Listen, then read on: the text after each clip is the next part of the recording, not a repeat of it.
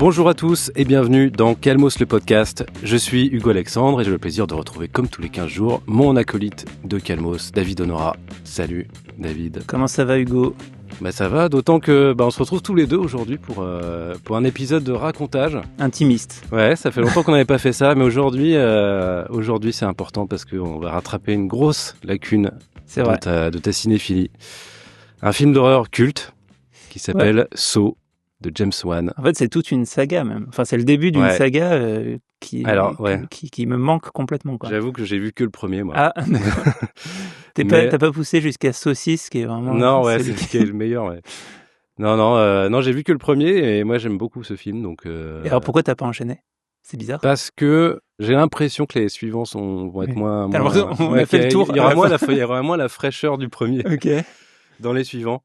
Non, c'est vrai qu'en fait j'aurais pu essayer Saw 2 finalement, mais ça m'a pas. Alors, de toute façon, j'aime pas trop les suites de manière générale. Souvent on est déçus. Et là, en fait, il y a quand même eu beaucoup de suites. Après, c'est vrai que justement dans l'horreur, j'ai d'autres exemples type, Halloween, où j'ai pas du tout vu les suites. Ouais. Et c'est vrai que. Pareil, mais là, c'est le même 13. réalisateur qui a fait les suites. Enfin, il y a une continuité. Je vais regarder ça. Et on en est à Saw 11 qui est sorti en 2025. Saw 11 ? Ouais. Oh putain. Donc le premier c'est James Wan et le deuxième c'est déjà Darren Lynn Bousman. Donc d'accord. Ok. Effectivement, pas sûr que ce soit aussi frais, ouais. Bon, en tout cas, c'est le premier film qu'on va traiter aujourd'hui, que je vais te raconter donc, puisque c'est le concept du podcast. Je te raconte un film que tu n'as pas vu. Première question, qu'est-ce que tu sais de Saw ? Alors, à la fois j'ai l'impression de savoir beaucoup de choses et à la fois rien du tout. Enfin, beaucoup de choses. Non, en fait, je me fais une idée de ce qu'est Saw. Ouais. Que je vais essayer de te décrire. Alors je sais pas du tout les acteurs qui sont dedans, je crois pas qu'il y ait des gens super connus. Et en gros, ce que j'imagine, c'est du torture porn avec un mec ou une meuf ou plusieurs personnes qui ont genre la tête bloquée dans un piège à loup et une voix off de la maison des secrets qui leur dit des trucs et s'ils obéissent pas, il leur arrive des trucs horribles, quoi. C'est ça que j'imagine. Ok. Alors il y a un peu de ça, mais c'est plus malin que tu penses, je pense, ce film. Tu vas découvrir au fil. Parce que oui, il faudrait que je dise aussi pourquoi je l'ai pas vu en fait. Alors déjà, moi j'ai un rapport au film d'horreur assez particulier, c'est que j'y suis arrivé tardivement au film d'horreur à l'adolescence, j'en avais quasiment pas vu. T'avais peur de te lancer J'avais peur d'avoir peur dans ce genre-là. Ouais. Et moi aussi, j'avais ça. Et du coup, pendant longtemps, les films d'horreur, surtout quand j'étais enfant ou ado, je les vivais par procuration. En fait, exactement comme on fait là. C'est genre des potes qui me racontaient à la cantine qu'ils avaient vu le Blob ou des trucs horribles. Et Saw, c'est sorti en quelle année ? En 2004. Ouais, en 2004. Alors, c'est l'époque où j'avais quand même commencé à regarder des films d'horreur, mais plutôt des classiques et des anciens. Et je m'étais pas encore... je suis pas allé voir ça au cinéma. Et comme j'en ai une image d'un truc un peu dégueulasse, mais en même temps, je suis pas si sensible. Je pense que j'ai vu vraiment plein de trucs absolument affreux au cinéma. Ouais. Donc je pense que ça me ferait rien. Mais comme c'est devenu... C'est quoi que t'as vu qui est affreux, par exemple, auquel tu penses ? Non, mais quand je pense même à des trucs genre hyper de cinéma très pointu ou de trucs... de trucs marginaux. Avec la torture, avec des films mexicains du Festival de Cannes ou des choses comme ça. Des films du Festival de Cannes ou je sais plus, j'avais vu un film, j'ai oublié le titre, s'appelle A Trilogy of America. C'est un film que j'avais vu à l'Espace Saint-Michel à une époque et il y a vraiment un gars qui coupe les seins de sa femme au sécateur et tu vois tout en gros plan, c'est ignoble. D'accord. Et bref, je trouve que le curseur dans ce que j'ai vu, je l'ai déjà bien poussé. Mais en termes de timing, en fait, Saw, en plus, comme c'est devenu un truc dans mon esprit un peu monumental et encore là, je découvre qu'il y a 11 épisodes, mais dans mon esprit, il y en avait 6 ou 7. Je me dis, il faudrait qu'un jour je m'attaque à ça et peut-être les enchaîner. Mais en fait, si ça se trouve, ça suffit de regarder juste le premier. Enfin, je sais pas. Mais en tout cas, je suis content que tu me le racontes. Dans les meilleures conditions, je m'imagine à la cantine, je regarde mon âge dans mon verre et... On s'est mis des lumières rouges dans le studio, là. Et t'es Marc-Antoine Milhomme de CM1 qui me raconte le film. Je vais essayer d'être à la hauteur de Marc-Antoine, ouais.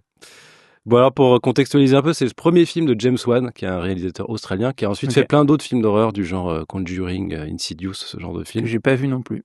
Moi, j'ai vu Insidious et je trouve ça moins bien que Saw. Enfin, plus ce grand guignolesque, disons. Enfin, c'est complètement autre chose, quoi. Et c'est son premier film, c'est ça qui l'a fait découvrir? C'est son premier film, réalisé à 27 ans. Wow. Et écrit avec Lee Whannell, qui était à l'école de cinéma à l'époque. Alors, James Wan, je sais pas si lui était à l'école de cinéma, mais en tout cas, c'était des petits jeunes, quoi. Ok. Et à la base, c'est un court-métrage, mais j'y reviendrai peut-être un peu plus tard dans le récit de ce film. On va peut-être démarrer le récit, d'ailleurs. Allons-y. Le film démarre par un gros plan à l'intérieur d'une baignoire, dans l'obscurité. À l'intérieur d'une baignoire? Ouais. Alors? C'est-à-dire qu'il y a un gars dans une baignoire, dans le noir. Et ce mec se réveille en panique de cette baignoire. Ok. C'est une baignoire avec de l'eau? Ouais, il y a de l'eau dedans. Donc en fait, il prend son bain. Il était endormi, mais on ne sait pas ce qui s'est passé avant, mais en gros, il se réveille en panique dans une baignoire. Il est nu?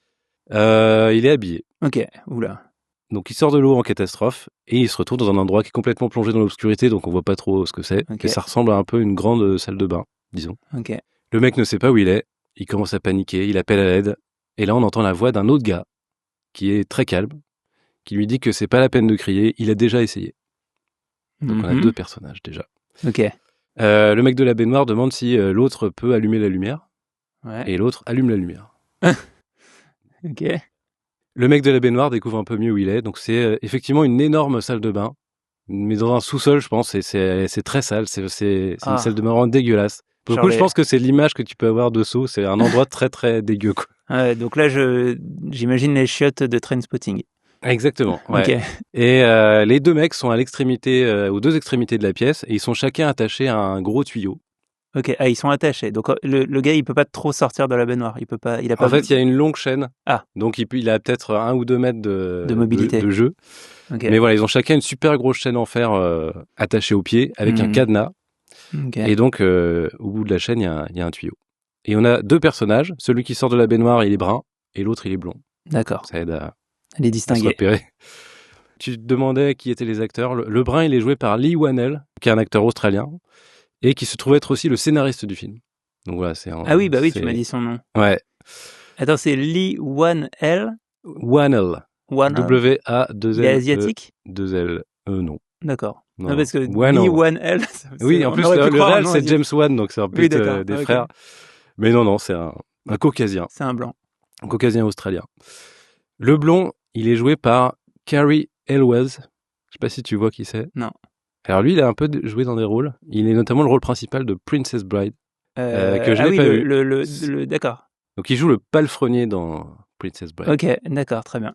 Et c'est marrant parce que j'ai vu Menteur cette semaine et il joue le nouveau mec de la meuf, de l'ex de Jim Carrey dans Menteur aussi. Bon, il a fait quelques petits rôles comme ça. Mais je pense que Saw, c'est son rôle le plus connu finalement. Ouais. Mais tu vois, c'est marrant parce que j'ai cette image de Saw où en gros les acteurs ont pas, c'est pas qu'ils ont pas beaucoup d'importance, mais en fait, je pense que j'ai l'impression que ça peut être des gens lambda, quoi. Enfin, on s'en fout un peu. Ah oui, genre qu'ils vont mourir dans 10 minutes. Non, alors je sais pas s'ils vont mourir dans 10 minutes. Mais en fait, t'as pas besoin d'avoir quelqu'un qui a un charisme. Enfin, tu verrais pas Bruce Willis ou Julia Roberts je sais pas pourquoi je cite ces noms-là, mais c'est quand même important qu'ils sachent jouer. Ils jouent, ils sont assez convaincants finalement. Ouais, mais en fait, c'est pas le fait qu'ils sachent bien jouer, c'est le côté pas trop avoir de personnalité. Enfin, pas. Ah oui, charismatique, ils vont retourner la situation parce qu'ils sont déjà, trop forts et ça, tout. Je le sens pas.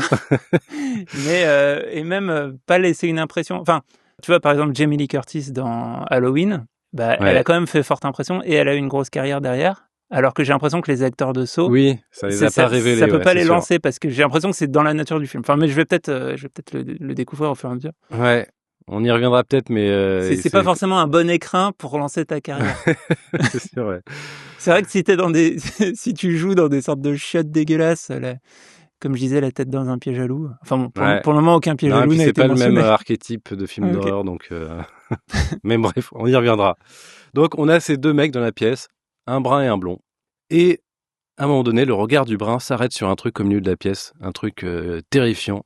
Il écarquille les yeux. Au milieu de la pièce, il y a un cadavre dans une flaque de sang. Yes. Et il est visiblement mort d'une balle dans la tête parce que son crâne est complètement défoncé, sa tête complètement ensanglantée. Et alors, ce cadavre, il tient de la main gauche un flingue et dans la main droite un dictaphone. Yes. Donc le brun est paniqué, il commence à hurler, il essaie de se détacher, mais bon, il est vraiment attaché à sa chaîne. L'autre mec, le blond, lui, il est toujours très calme. Il est là depuis longtemps, il a eu le temps de réfléchir à la situation. Ouais. Donc ils font les présentations. Le blond, il s'appelle Lawrence. Ok. Et il précise qu'il est médecin. Ok. Et le brun, c'est Adam. Ok. Et Lawrence demande à Adam s'il reconnaît le mort au milieu de la pièce. Et Adam, il répond que non. De toute façon, il n'est pas très reconnaissable dans l'image que je m'en fais. Ouais, il y a un bout de visage qui reste. Mais c'est un homme, en tout cas. Ouais. Et Lawrence demande à Adam de quoi il se souvient. Et il répond que la dernière fois qu'il était conscient, il était chez lui. Et puis il s'est retrouvé là. Il a eu un blackout, quoi. Lawrence, lui, il raconte qu'il rentrait chez lui après le travail et qu'il se souvient de rien d'autre. Pareil, il a eu un petit blackout. Bon, qu'est-ce que tu ferais dans cette situation, hein? Première question. En fait, il y a celui qui a déjà eu le temps de réfléchir. Je m'identifie du coup plus à celui qui s'est réveillé dans la baignoire parce que c'est comme ça que le film a commencé. Et du coup, je demanderais des informations à l'autre. Qu'est-ce que tu as essayé de faire? Pourquoi est-ce qu'on peut se détacher? Ça fait combien de temps que toi t'es réveillé? Ouais. Alors en fait, Adam demande rien à Lawrence, mais Lawrence dit tout de suite... Alors attends, redis-moi qui est Adam, qui est Lawrence. Adam, c'est le brun, et Lawrence, c'est le blond. Adam, c'est la baignoire. Le brun, c'est... Ouais, Adam, c'est la baignoire. Et Adam, c'est le brun. Okay. C'est toi, Adam. Ouais, je suis Adam. Non, déjà, Adam se demande si on lui a pas volé son rein. Parce que ça ressemble à ça, cette histoire. Oui, c'est vrai. Et Lawrence dit que si c'était le cas, il aurait super mal, voire il serait déjà mort. Et Adam répond, qu'est-ce que t'en sais, t'es chirurgien? Et Lawrence répond, oui. Ouais, d'accord. C'est comme ça qu'on apprend qu'il est médecin. Voilà. Enfin, il a déjà dit qu'il était médecin. Adam, on sait pas ce qu'il fait. A pas, non. Okay. Il a pas donné son métier. Et Lawrence, qui a eu le temps un peu de réfléchir, effectivement, il dit à Adam qu'ils doivent trouver ce que les geôliers attendent d'eux, a priori. Et notamment, il a remarqué qu'il y a une horloge toute neuve, accrochée au mur, alors que le reste de la salle est complètement dégueulasse. Enfin, en tout cas, l'horloge a été posée là. Alors, tu vois, récemment. Il y a un premier truc en m'identifiant à Adam, mais ça, c'est un truc de cinéma. Je suspecte Lawrence d'être en fait un faux gars, qui fait semblant d'être enfermé avec moi, alors qu'en fait, c'est peut-être en fait lui Mais bon. Intéressant. Mais de toute façon, il va se méfier. Ils vont se méfier l'un de l'autre pendant tout le film. Ou peut-être que Lawrence va faire semblant de se méfier. Enfin, on va voir. Okay. Mais en tout cas, voilà, Lawrence, il a repéré cette horloge. Okay.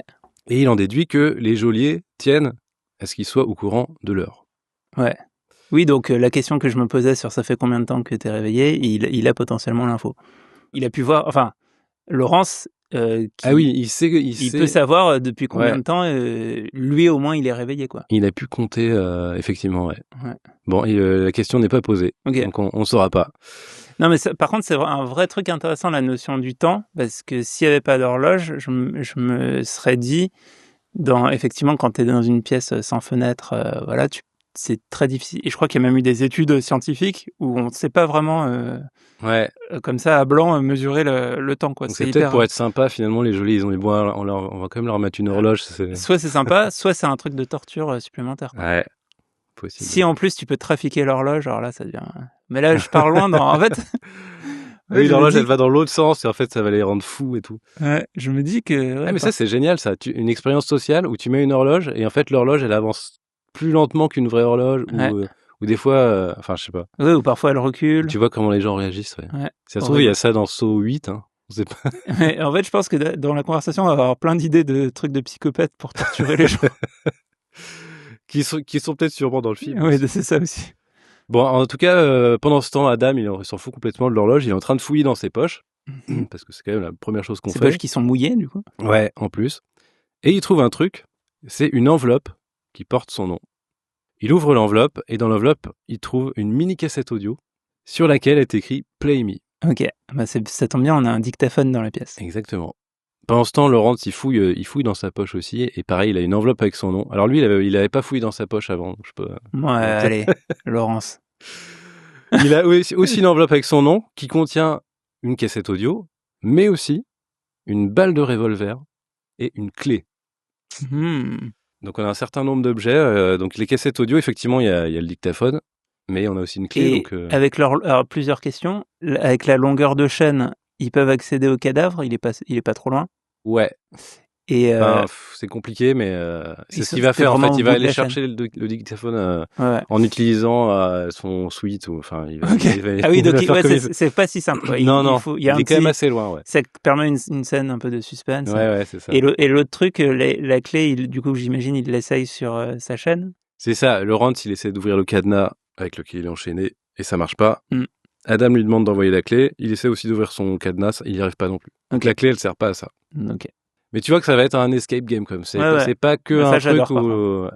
j'adore les escape games. Donc en fait, écoute, je pense que tu vas apprécier ce film. Okay. Parce que c'est vraiment plus ça qu'un film de torture. Mais c'est vrai que maintenant que j'y pense, j'avais quand même un peu dans la perception, j'avais aussi un peu l'idée escape game, mais ça m'avait l'air tellement recouvert de trucs dégueulasses.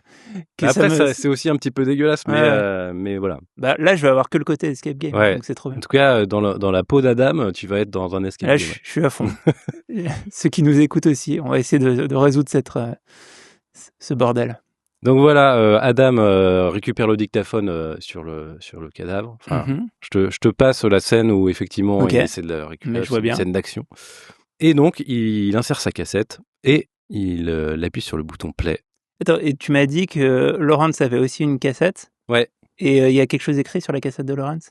Je crois qu'il y a écrit Play Me aussi. Ok, c'est... Oui, parce qu'en fait, en mode escape game, il faut vraiment avoir effectivement toutes les infos, quoi.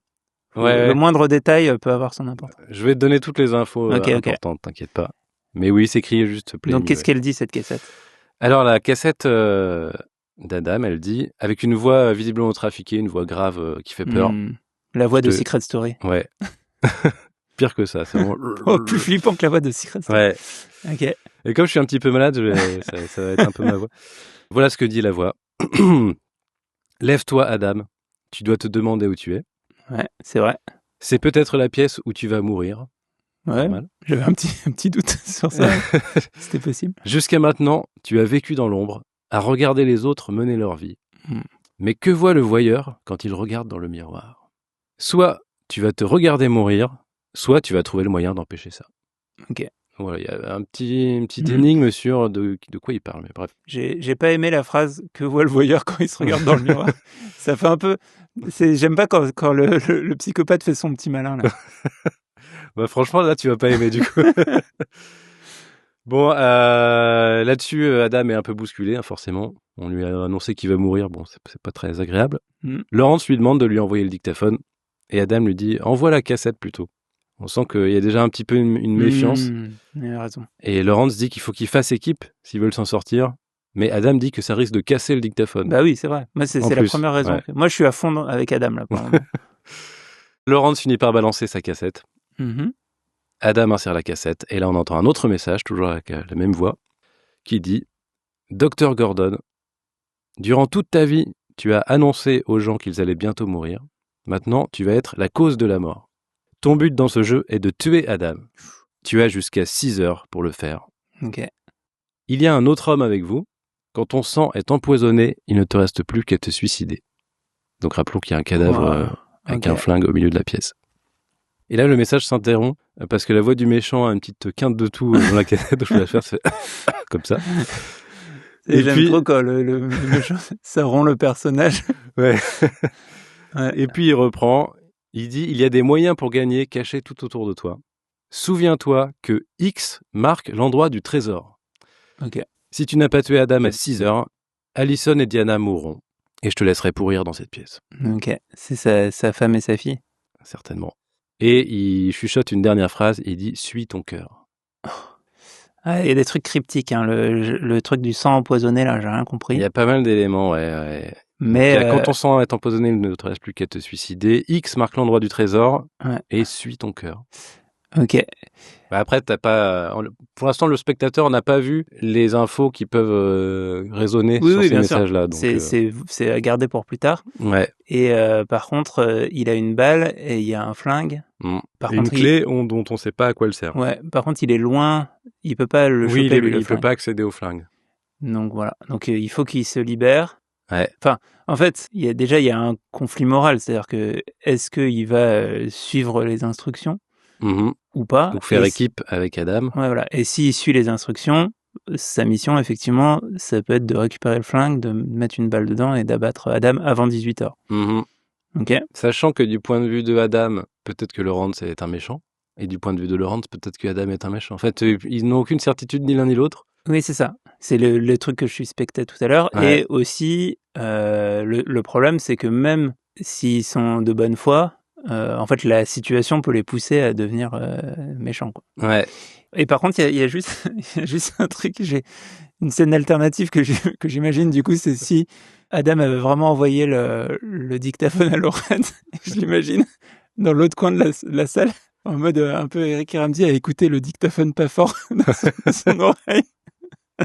Pour pas que l'autre ait l'info qui va le buter, mais ouais, ok. Ou encore pire, il jette le dictaphone et il vise trop mal. En fait, il est à l'autre bout de la pièce et ils n'arrivent pas à y accéder. Ouais. Mais attends, et du coup, il y a quand même, Adam qui écoute ce message. Ça doit le mettre mal. Enfin, moi, ça me met mal. Ils sont tous les deux très mal. Là, c'est clair. C'est relou. Ouais. Alors quand même, ils doivent s'en sortir. C'est le début d'un compte à rebours finalement. Donc là, Laurence regarde autour de lui pour voir si les indices peuvent résonner avec quelque chose. Et il voit que sur un cabinet de toilette à côté de Adam, il y a un graffiti en forme de cœur. Et on vient de lui dire « Suis ton cœur ». Donc Laurence, il demande à Adam de fouiller dans les chiottes, naturellement. Et donc la cuvette est remplie d'un liquide marronasse dégueulasse. C'est ignoble. Et je crois que c'est une petite ref à Trainspotting, d'ailleurs, on en parlait tout à l'heure. Et là, Adam plonge les mains dedans. C'est il y va quand même. Ouais, il y va parce que bon, ils sont quand même. Sachant que, en fait, c'est ce truc particulier pour Adam. En gros, il va aider son pote à peut-être réussir la mission qui consiste à se faire tuer par lui. Quoi. Mais son seul salut, c'est d'essayer de trouver les... De toute façon, c'est un escape game. On fait ce qu'on peut avec les instructions qu'on a. Quoi. Et je pense qu'à ce stade, il se dit, ce mec-là, avec qui j'ai un petit peu parlé, il va pas me tuer. Enfin, il va j'en sais rien. En fait. Qu'est-ce qu'on a dans la tête quand on est dans une situation pareille? De toute façon, en fait, il a rien d'autre à faire que fouiller dans des chiottes dégueulasses. En fait, exactement. Il est au pied du mur. Et donc il le fait avec entrain. Hein. Il y prend un petit plaisir. Non, pas du tout. Non, je me demande s'il vomit pas un petit peu en même temps, mais il trouve rien dans la cuvette. Mais par contre, il soulève le couvercle de la chasse parce qu'effectivement, il y a pas que la cuvette et il finit par trouver un sac en plastique dans le couvercle de la chasse. Donc en fait, il a mis ses mains dans la merde pour rien. Ouais. Il ouvre le sac en plastique et à l'intérieur, à ton avis, il y a quoi? Tu peux déduire de ce que tu savais déjà du film avant le podcast, le contenu de ce sac. Un piège à loup. Non. C'est deux exemples. Ouais, dis-moi. Non, pardon, t'allais dire quoi? C'est 2 exemplaires du même objet. Ah, parce que le truc que j'allais dire, c'était genre un rein ou un truc. Ah non. 2 exemplaires du même objet. Qu'est-ce que tu sais de ce film? Qu'est-ce que tu savais de ce film? Que c'est dégueulasse. Ouais, mais le truc que tout le monde sait de ce film. Il suffit de connaître l'existence de ce film pour savoir ça de ce film. Attends, quoi? Et je l'ai dit tout à l'heure? Ouais, c'est même dans le titre de l'épisode de ce podcast. Ah, une scie. Ouais, c'est deux scies à métaux. 2 scies. Dans le sac. Ouais, c'est vrai. Car le film s'appelle Saw. J'oublie que Saw, ça veut dire scie, en fait. En fait, ça veut dire plein de trucs. Oui, mais c'est aussi le verbe voir, enfin, vu, conjugué, quoi. Il y a ça, et il y a... oui, d'ailleurs, du sens. coup, la réplique, quand le voyeur se voit, est-ce qu'il n'y a pas le terme saut dans cette réplique en anglais? Possible, ouais. Ouais, enfin, faut voir, ouais, ok. Donc, il a trouvé 2 scies à métaux dans ce sac. Que faire avec ces 2 scies? Bah, là, je balance une autre scie à mon pote. Ah, quoique. Attends, là, je fais vite confiance. Non, bah, j'essaye de scier ma chaîne. Exactement. Bah, en fait, Adam, il commence à scier sa chaîne. Il passe la scie à Laurence, qui commence à scier sa chaîne. Moi, comme je suis méfiant, j'aurais attendu un peu. J'aurais dit non, mais attends. Franchement, pour la collaboration, ça aide pas, quoi. Déjà, tu peux faire genre, il y en a qu'une, en fait, quand tu ouvres le sac. Ah oui, mais c'est vrai. En fait, c'est pas pareil quand tu vas faire un escape game avec des vrais amis pour un enterrement de vie de garçon ou quand tu te réveilles avec un gars que tu connais pas. Mais ok. Si ça se trouve, c'est un enterrement de vie de garçon d'un pote qui a vraiment mal tourné. C'est very bad trip. Non, bon bref, ils essaient tous les deux de scier leur chaîne, mais ça marche pas du tout. La chaîne est vraiment trop solide. C'est une scie de merde. Ça doit être du Aldi ou je ne sais quoi. Une scie Aldi. Et Adam s'acharne tellement qu'il finit par péter la lame de sa scie. Oh, relou. Alors, c'est horrible. Il est désespéré, s'énerve, il balance sa scie à travers la pièce, ça pète un miroir. Ouais. Pendant ce temps, Laurence continue de scier, mais ça mène à rien non plus. La chaîne est intacte. Lawrence s'est épuisé, il se rassoit par terre, il regarde un peu dans le vide, et là, il a une sorte de révélation. Ouais. Et il dit à la dame, les scies, c'est pas pour les chaînes. Ah, c'est dégueulasse. T'as compris du coup, c'est vraiment... c'est comme... Il y a un autre film, moins horreur, sur ce principe, c'est 127 heures avec James Franco, mais en gros, c'est vrai que... qui a le bras coincé dans une pierre et donc au milieu du désert. Je me demande si c'est pas en Australie aussi. Peut-être, ouais. Mais effectivement, c'est si les chaînes sont trop dures, tu peux te couper le bras, quoi. Ou le poignet. Ouais. C'est donc dégueulasse. Là, voilà, ils ont le pied enchaîné. Donc ils veulent. C'est le pied. Ouais, ils veulent qu'ils se coupent les pieds pour s'échapper, quoi. Ah, c'est horrible. C'est l'hypothèse de Lawrence en tout cas. C'est horrible. Non, mais c'est vrai. Mais en même temps, en fait, le problème, il y a une porte dans cette pièce. Oui, mais une porte fermée qui est juste derrière Lawrence d'ailleurs. Il a essayé un peu, de la pousser, mais ça marchait pas. Lui, il y a accès, mais. Parce que franchement, j'avoue que un peu flemme de me couper le pied. Si je peux pas ouvrir la porte, quoi. Oui, c'est vrai. C'est vrai. Je veux dire, ok, ça me fera une belle jambe, c'est le cas de le dire. Mais peut-être qu'à un moment donné, ils ont moyen de. On sait pas. Ah putain, ils le font là. Ils se lancent dans ce projet. Ah bah non, pas maintenant. Ah non, d'accord. Non, là, en fait, là, ils essaient de comprendre ce qu'on attend d'eux déjà. Ok, prenons notre temps. Non, ouais, on est qu'à un quart d'heure de film. Moi, je disais, mais vraiment, putain, ça va être là. En fait, s'il a cette idée horrible, Lawrence, parce que c'est quand même, faut avoir l'idée, il dit qu'en fait, il croit avoir trouvé qui les a enfermés là. Ah, et aussi, il est chirurgien. Et les chirurgiens, je dirais pas que c'est tous des psychopathes. Ils ont ce genre d'idée, ouais. Ils ont un rapport au corps. Ouais, c'est vrai. Ça me rappelle une anecdote dont j'avais entendu parler, mais je sais pas si elle est vraie ou si c'est une sorte de légende urbaine, d'un neurochirurgien qui, parce que son fils avait fait un accident vasculaire cérébral ou un truc comme ça, avait dû ouvrir son fils à l'ouvre-boîte. Et il a fait ça de manière totalement détachée, non, parce que c'est un chirurgien.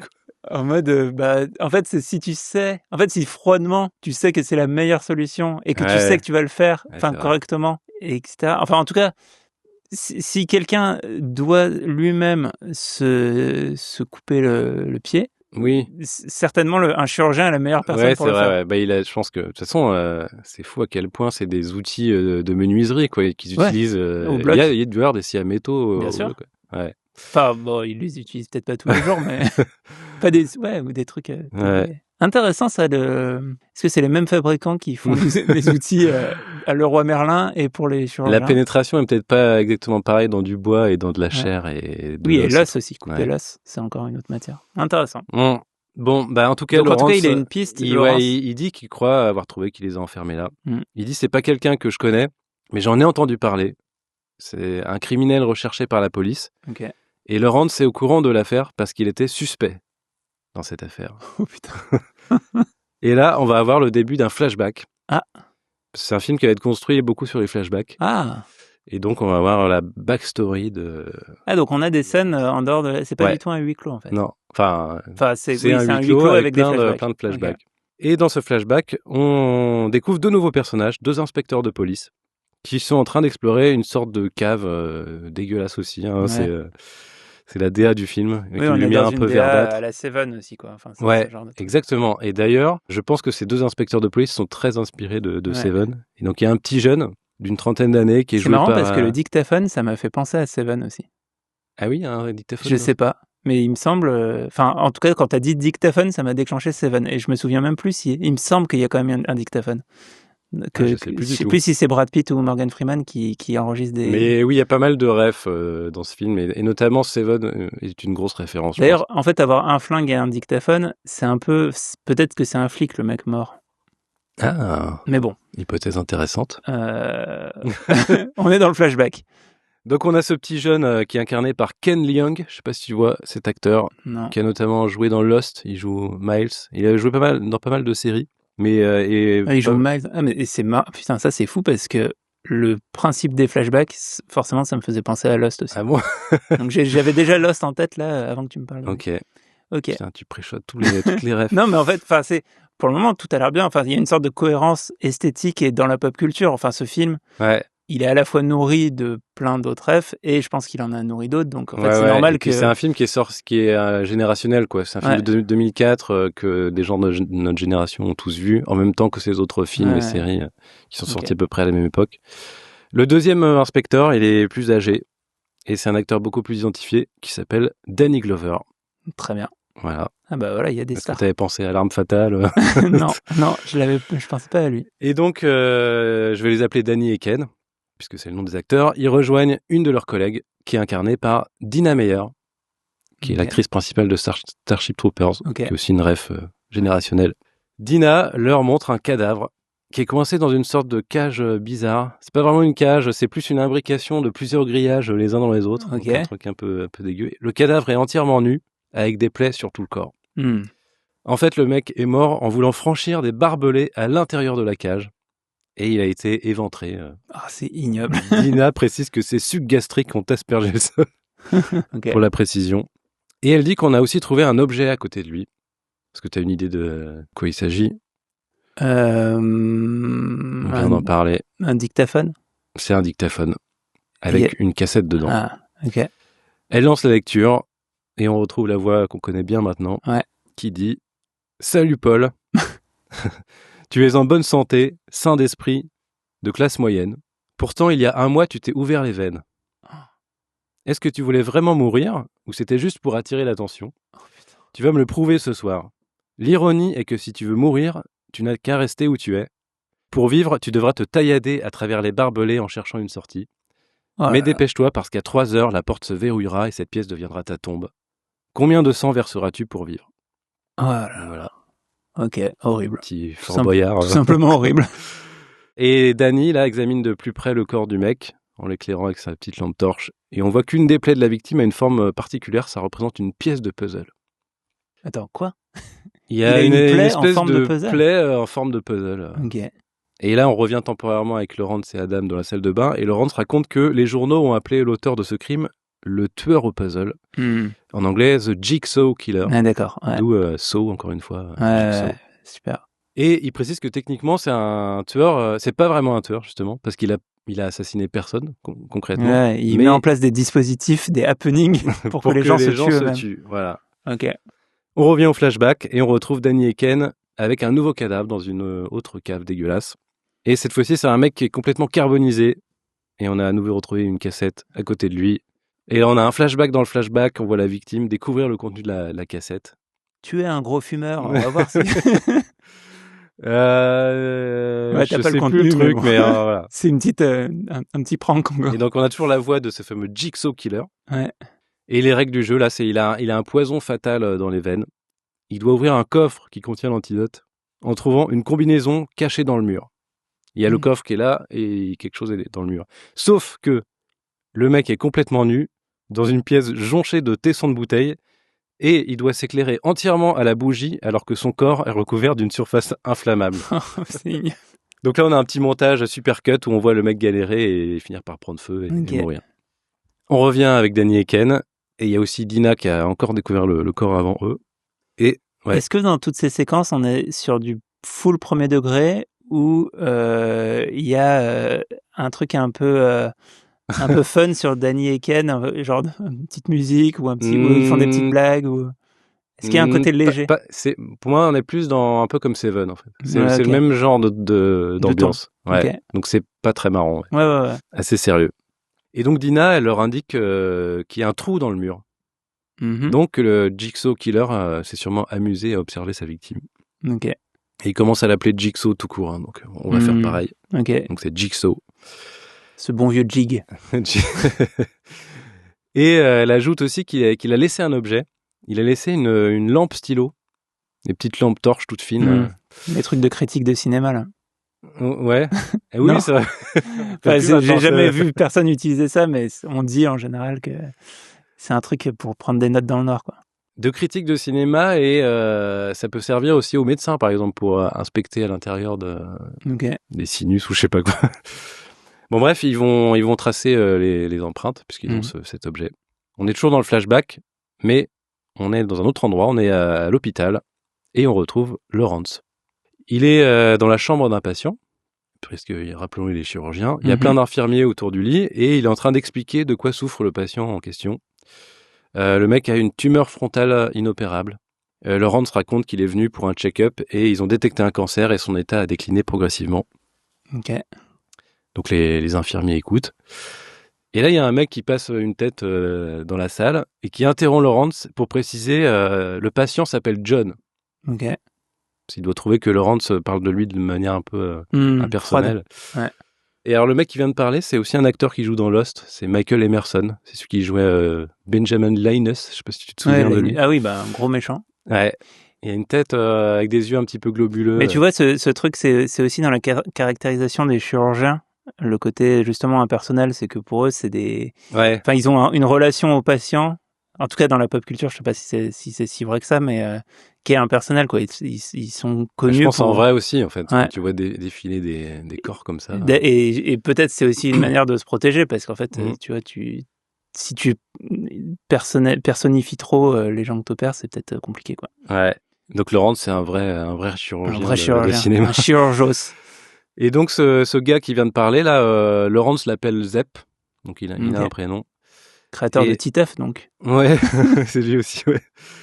Et donc Zep précise que John est une personne très intéressante, donc il insiste.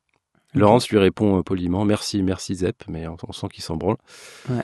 Et il précise aux infirmiers que les garçons de salle, entre guillemets, sont très proches des patients. Enfin, c'est comme ça que c'est traduit dans le truc. Mais en gros, les garçons de salle. Ouais, c'est un assistant, quoi, les assistants. Ah oui. Zep est un assistant. Bon, Zep se barre. Et là, on entend dans le haut-parleur de l'hôpital que Lawrence s'est demandé à son bureau. Ok. À ton avis, qui le demande ? Son patron ? Ben non, c'est Danny et Ken, les deux inspecteurs qui... Ah oui, pardon. Qui ont... Ah oui, puisqu'au début du flashback, il est suspecté. Ouais. Il lui demande où il était entre 23h et 1h la nuit dernière. C'était son stylo ?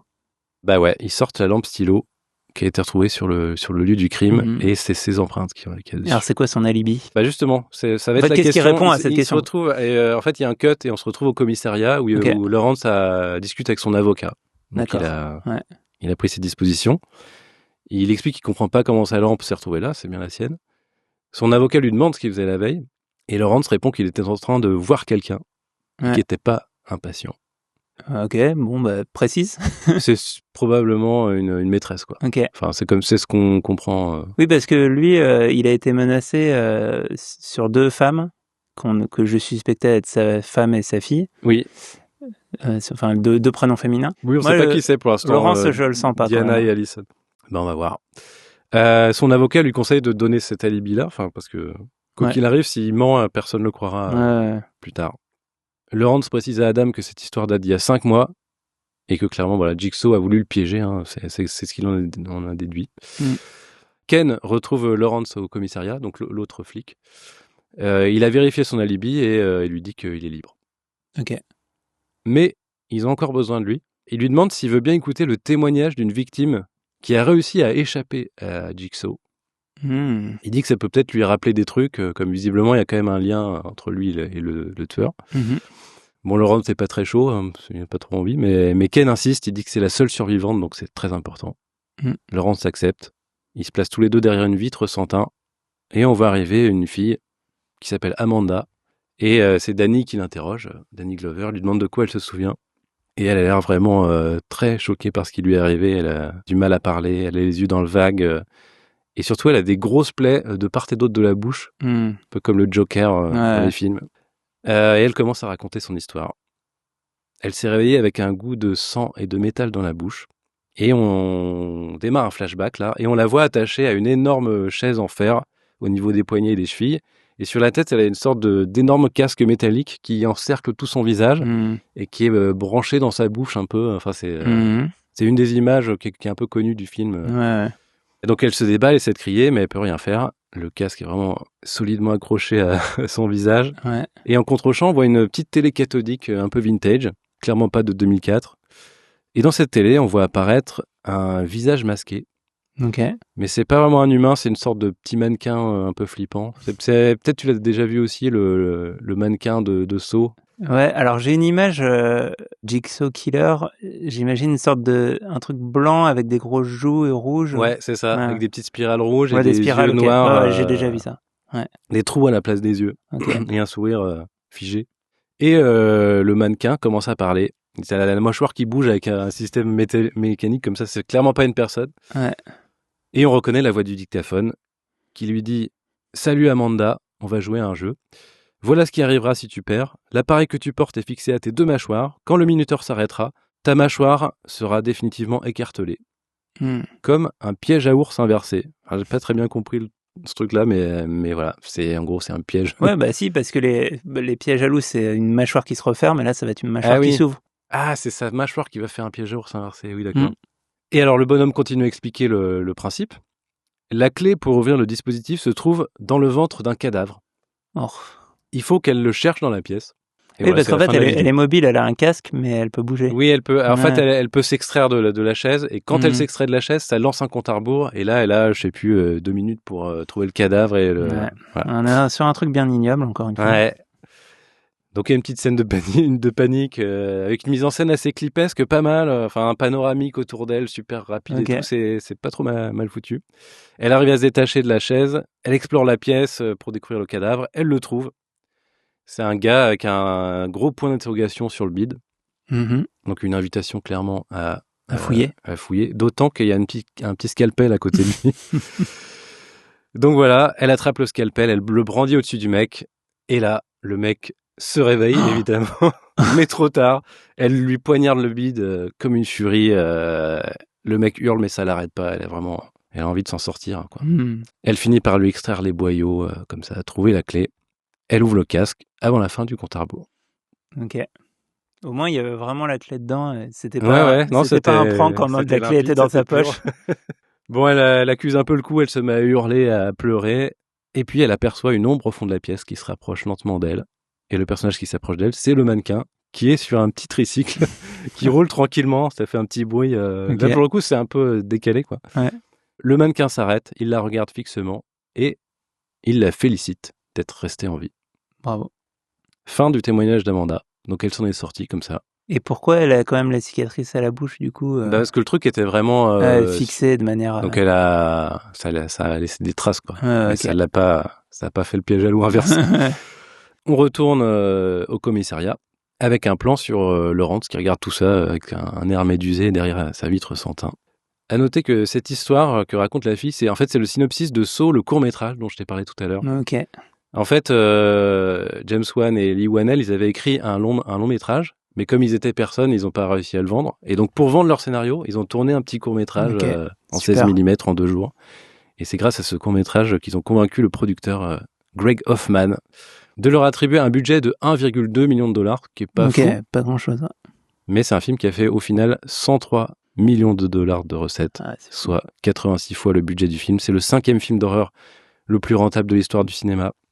Et qui dit 5e film d'horreur le plus rentable, dit top 10 des films d'horreur les plus rentables. Donc on va faire un petit jeu, à ton avis, quels sont les 10 films d'horreur les plus rentables de l'histoire du cinéma?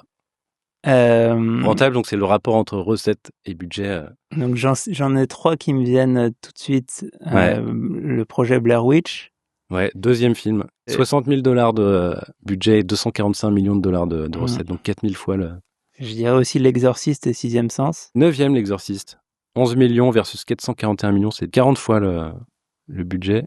Et le 3e, tu dis? Sixième Sens, j'aurais dit, mais... Sixième Sens, il est pas dans le top... ouais, en fait, c'est que le budget a dû être trop important parce qu'il y a Bruce Willis. Ouais. Mais c'était quand même un énorme succès. Enfin, ça a longtemps été le plus gros succès. Le premier du top, c'est un film dont les recettes ont fait 12 000 fois le budget du film. Un budget de 15 000 dollars. Ah oui, c'est plus que Blair Witch Project. Ouais.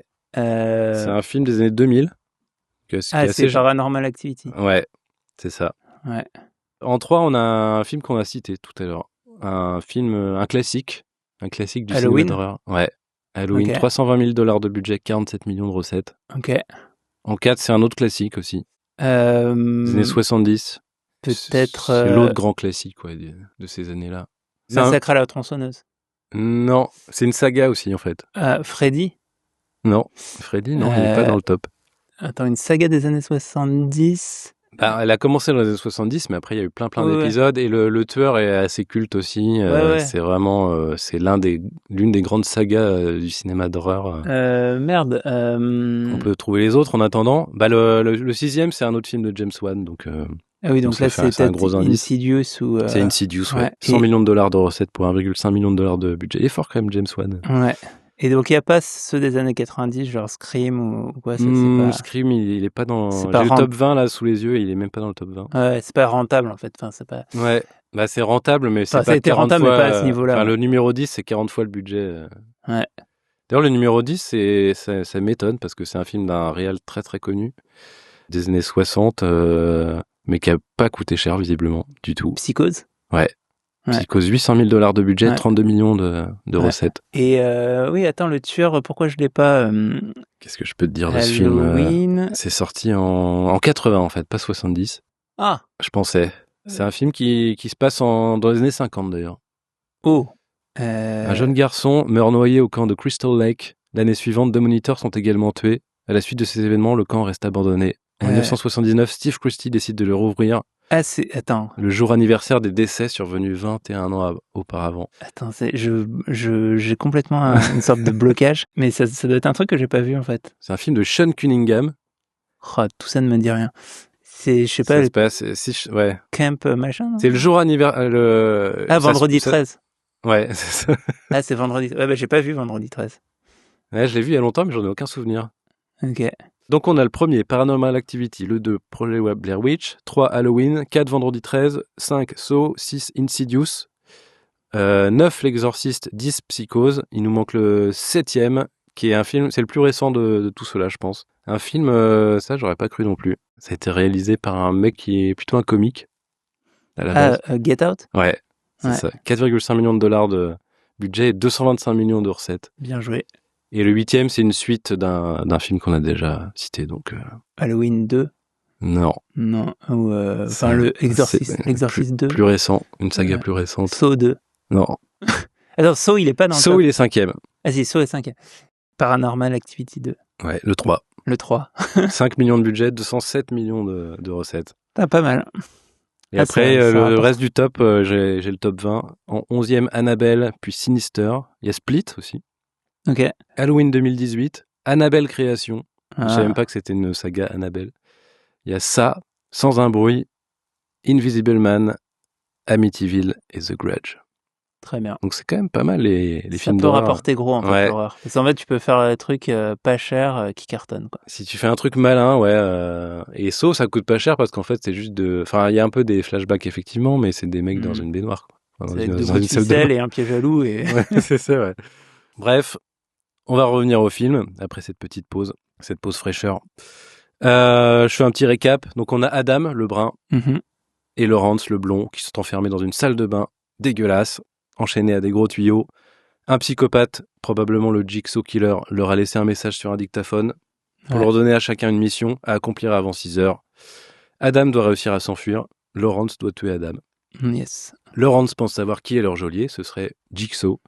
Il le connaît parce qu'il a été accusé de meurtre à sa place. Ouais. Il a été innocenté, mais il a eu l'occasion d'assister au témoignage d'une victime qui a pu s'échapper puisqu'elle a réussi à gagner le jeu. Comme quoi, c'est possible. On est de retour dans la salle de bain. Adam a bien écouté toute l'histoire de Lawrence, mais il commence à péter un câble, il en peut plus. Il comprend pas pourquoi il est là avec Lawrence, alors que lui, il a rien à voir avec cette histoire, quoi. Et il pense que Lawrence lui cache des trucs, un peu comme toi, quoi. C'est vraiment... Je me méfie vraiment de Lawrence. Il dit, c'est peut-être toi qui as tout manigancé, quoi. Et il commence même à le menacer avec un bout de miroir cassé qui traîne par terre, parce que tout à l'heure, elle a balancé ça assis sur un miroir. Ouais. Et là, il se fiche parce qu'il examine un bout du miroir, enfin le bout du miroir, et il se rend compte que c'est un miroir sans teint. Et donc, il regarde le miroir en question, il balance des autres trucs sur le reste du miroir pour le casser complètement, et derrière ce miroir, il y a une vitre incassable qui protège une caméra en train de les filmer. Oh là là, donc ils sont observés, quoi. Et justement, on a un plan en vue subjective de l'écran de contrôle de la caméra de surveillance, et on voit qu'il y a une main gantée qui leur fait coucou à la caméra. Forcément gantée. Évidemment. C'est la base. Et le gars dit « Je vous vois ». Il leur parle comme ça. Ok. Avec la voix de Jigsaw ?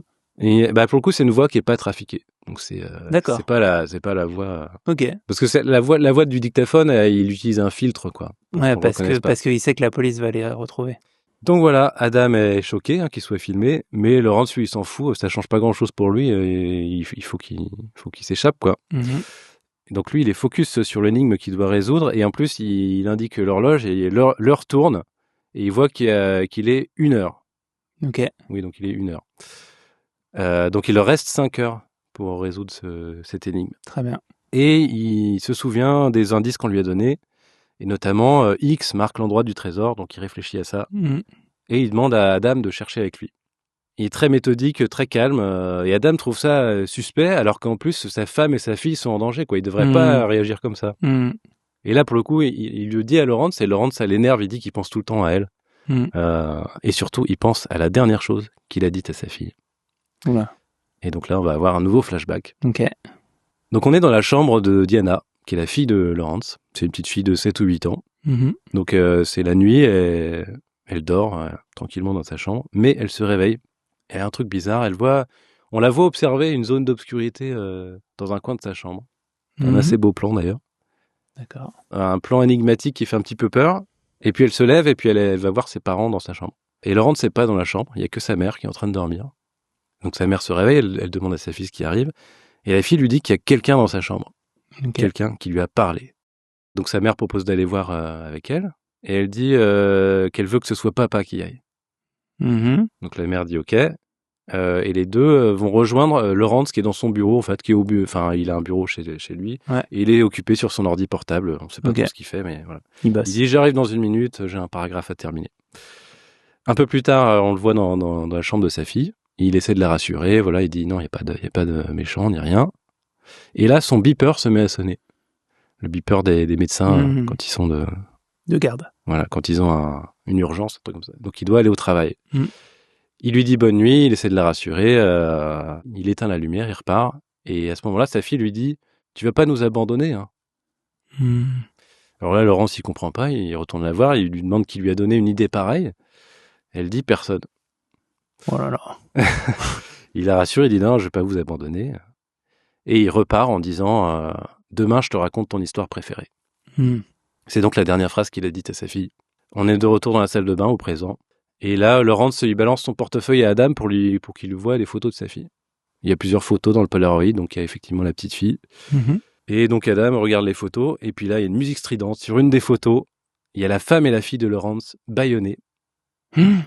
Et au bas de la photo, c'est écrit « Regards », amitié, avec une petite pièce de puzzle dessinée.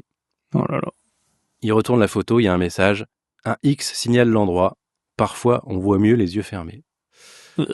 Ça, c'est Adam qui découvre ça. Lawrence, il voit pas que Adam est en train de voir. D'accord. Il pense qu'il check juste les photos, quoi. Donc, un X signale l'endroit. Donc, on a déjà eu un truc sur le X. Parfois, on voit mieux les yeux fermés. Oui, c'est X. On rappelle que c'est là que se trouve le trésor. Ouais. Et donc, Adam, il n'y a pas de X sur la photo. Non. Il y a une petite pièce de puzzle. Ok. Donc, Adam, il planque le Polaroid et il rend le portefeuille à Lawrence. Il lui dit pas qu'il y a eu ça. Ok. Là-dessus, on revient dans le flashback de Lawrence. On est juste après la scène précédente qu'on vient de voir. Et Lawrence est sur le départ vers l'hôpital et il s'engueule avec sa femme. Et elle lui reproche de se voiler la face, de pas lui avouer qu'il est pas heureux. Enfin, potentiellement, elle soupçonne des tromperies ou des trucs. Ouais, ce qui est effectif, nous on le sait. Ouais, il répond pas, il y a son beeper qui a sonné, c'est urgent, il doit partir, donc il se barre. Et pendant ce temps, dans sa chambre, la petite fille est à nouveau réveillée. Et là, on entend effectivement une voix qui chuchote « Bonne nuit, petite ». Oh là là. Elle sursaute, ça vient du placard. Elle regarde vers le placard et là on voit un œil qui l'observe. C'est un hommage à Black Christmas pour info. Ok. Et là le placard s'ouvre et la petite fille se met à hurler. Et cut. On est un peu plus tard. La mère et la fille sont bâillonnées, comme sur la photo, dans la chambre des parents. Il y a un mec habillé tout en noir avec elle, qui les menace avec un flingue. Et dans un premier temps on voit pas son visage. Et puis le gars il va à la fenêtre, il regarde par la fenêtre. Et on a un plan de l'extérieur de la fenêtre et on voit le visage du gars. Et ce mec, on le connaît. C'est qui? Attends. Il est passé rapidement dans le film, mais on l'a vu. C'est quoi? Ah, Zep. C'est Zep, l'auteur de Titeuf. C'est Zep, les fameux assistants de Lawrence. Ah ouais, d'accord. qui a précisé que le malade s'appelait John. Donc Zep passe la tête par la fenêtre et là on a un raccord sur un écran de télé de quelqu'un quelqu'un en train de regarder Zep à la fenêtre dans un écran de télé visiblement. Ok. Donc on se rend compte que Zep est observé. Même question, à ton avis, qui est en train de l'observer? Ah, on voit le visage de celui qui ouais, ça commence à être complexe. John? Non. Non. Non, mais John, il est malade. Il est malade. C'est pas que ça à foutre. C'est un homme? Ouais. C'est l'acteur le plus connu du film d'ailleurs. Danny Glover. C'est Danny Glover. Mais alors, what? Alors Danny Glover se trouve dans une pièce avec les murs remplis de photos et de coupures de journaux sur l'affaire du Jigsaw Killer. Il y a plein de gobelets vides et d'assiettes en plastique par terre. Il est vraiment... Mais what? Qu'est-ce qui se passe? C'est vraiment un gros bordel dans la pièce. Attends, Danny Glover, il est flic dans le film là? Oui, Danny et Ken, c'est les flics qui s'occupent du truc. C'est celui qui s'appelle Danny. C'est un des flics qui enquête sur le... Enfin, moi, je l'appelle Danny parce que c'est Danny Glover, mais c'est l'inspecteur, je sais plus quoi. Et qu'est-ce qu'il fout là?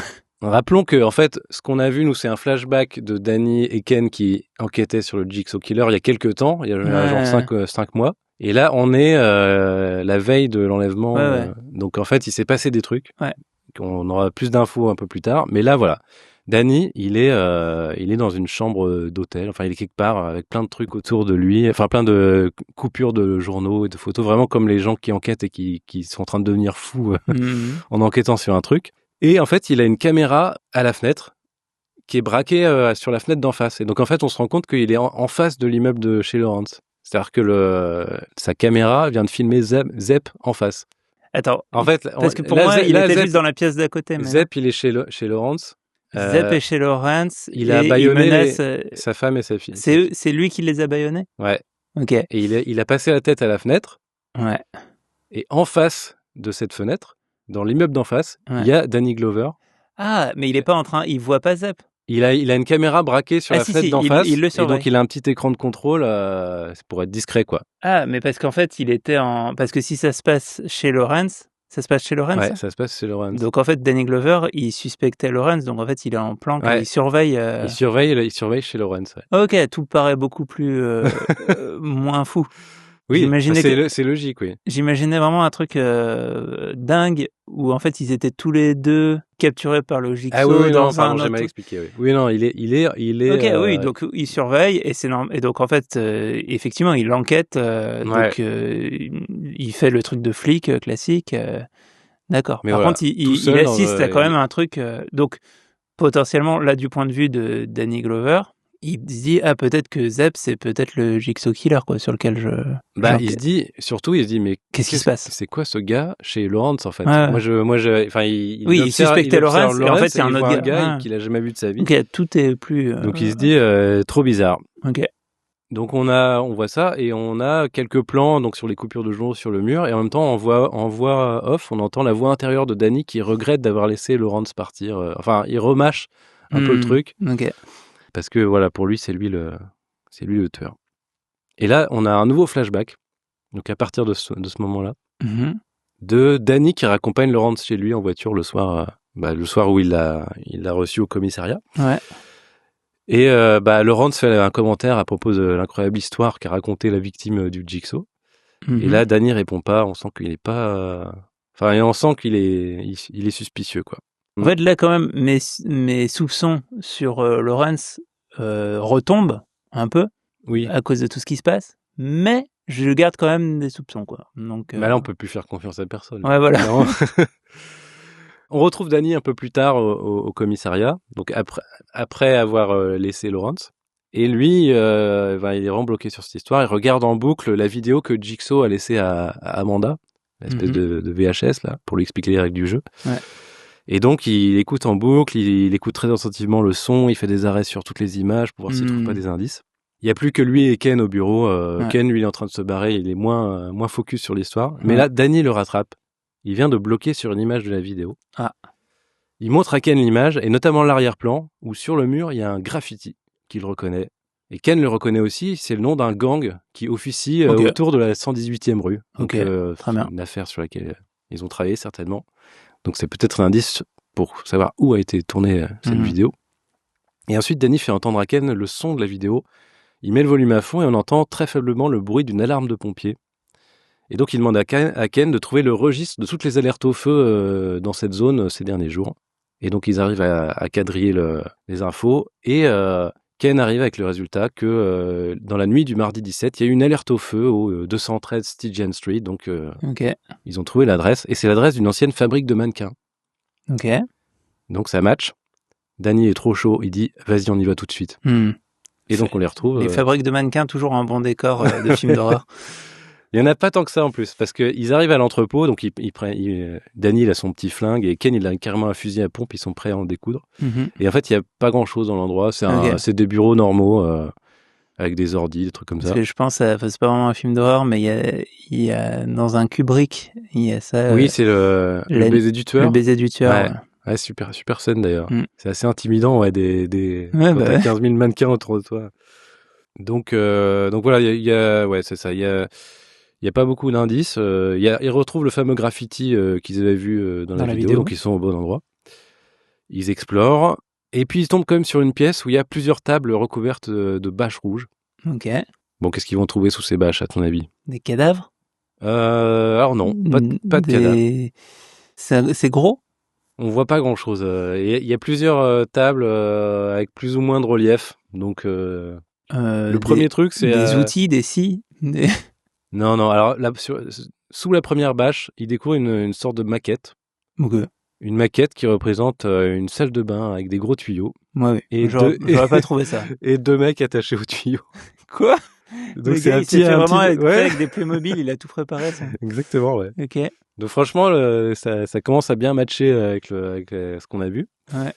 Il soulève une autre bâche et là, il tombe sur le mannequin de Jigsaw, le petit bonhomme avec la tête bizarre. Ouais. Et là, il y a une troisième bâche qui commence à bouger. Il soulève la bâche et il trouve un mec bâillonné.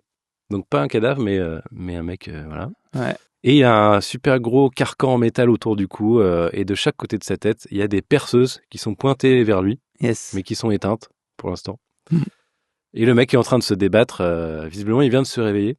Alors juste, j'ai un petit truc de temporalité. Là, on en est où on est dans un flashback ou on est en parallèle de... Non, on est dans un flashback. C'est Danny et Ken qui mènent l'enquête après que Laurence a été reçue au commissariat. Donc c'est probablement il y a quelques mois. Mais du coup, bien avant la fille et la mère bâillonnée. Ouais. Okay. C'est avant que Danny Glover se soit installé en face de chez Laurence. Donc là, on a une première interaction entre une victime du Jigsaw qui est pas encore morte. Ouais. Et les flics. Après, il y a eu le témoignage d'Amanda au commissariat, qui a raconté son truc, mais là, c'est un mec qui n'a pas encore... Là, on est en live, ils vont peut-être devoir essayer de qu'il se passe pas percer le crâne, quoi.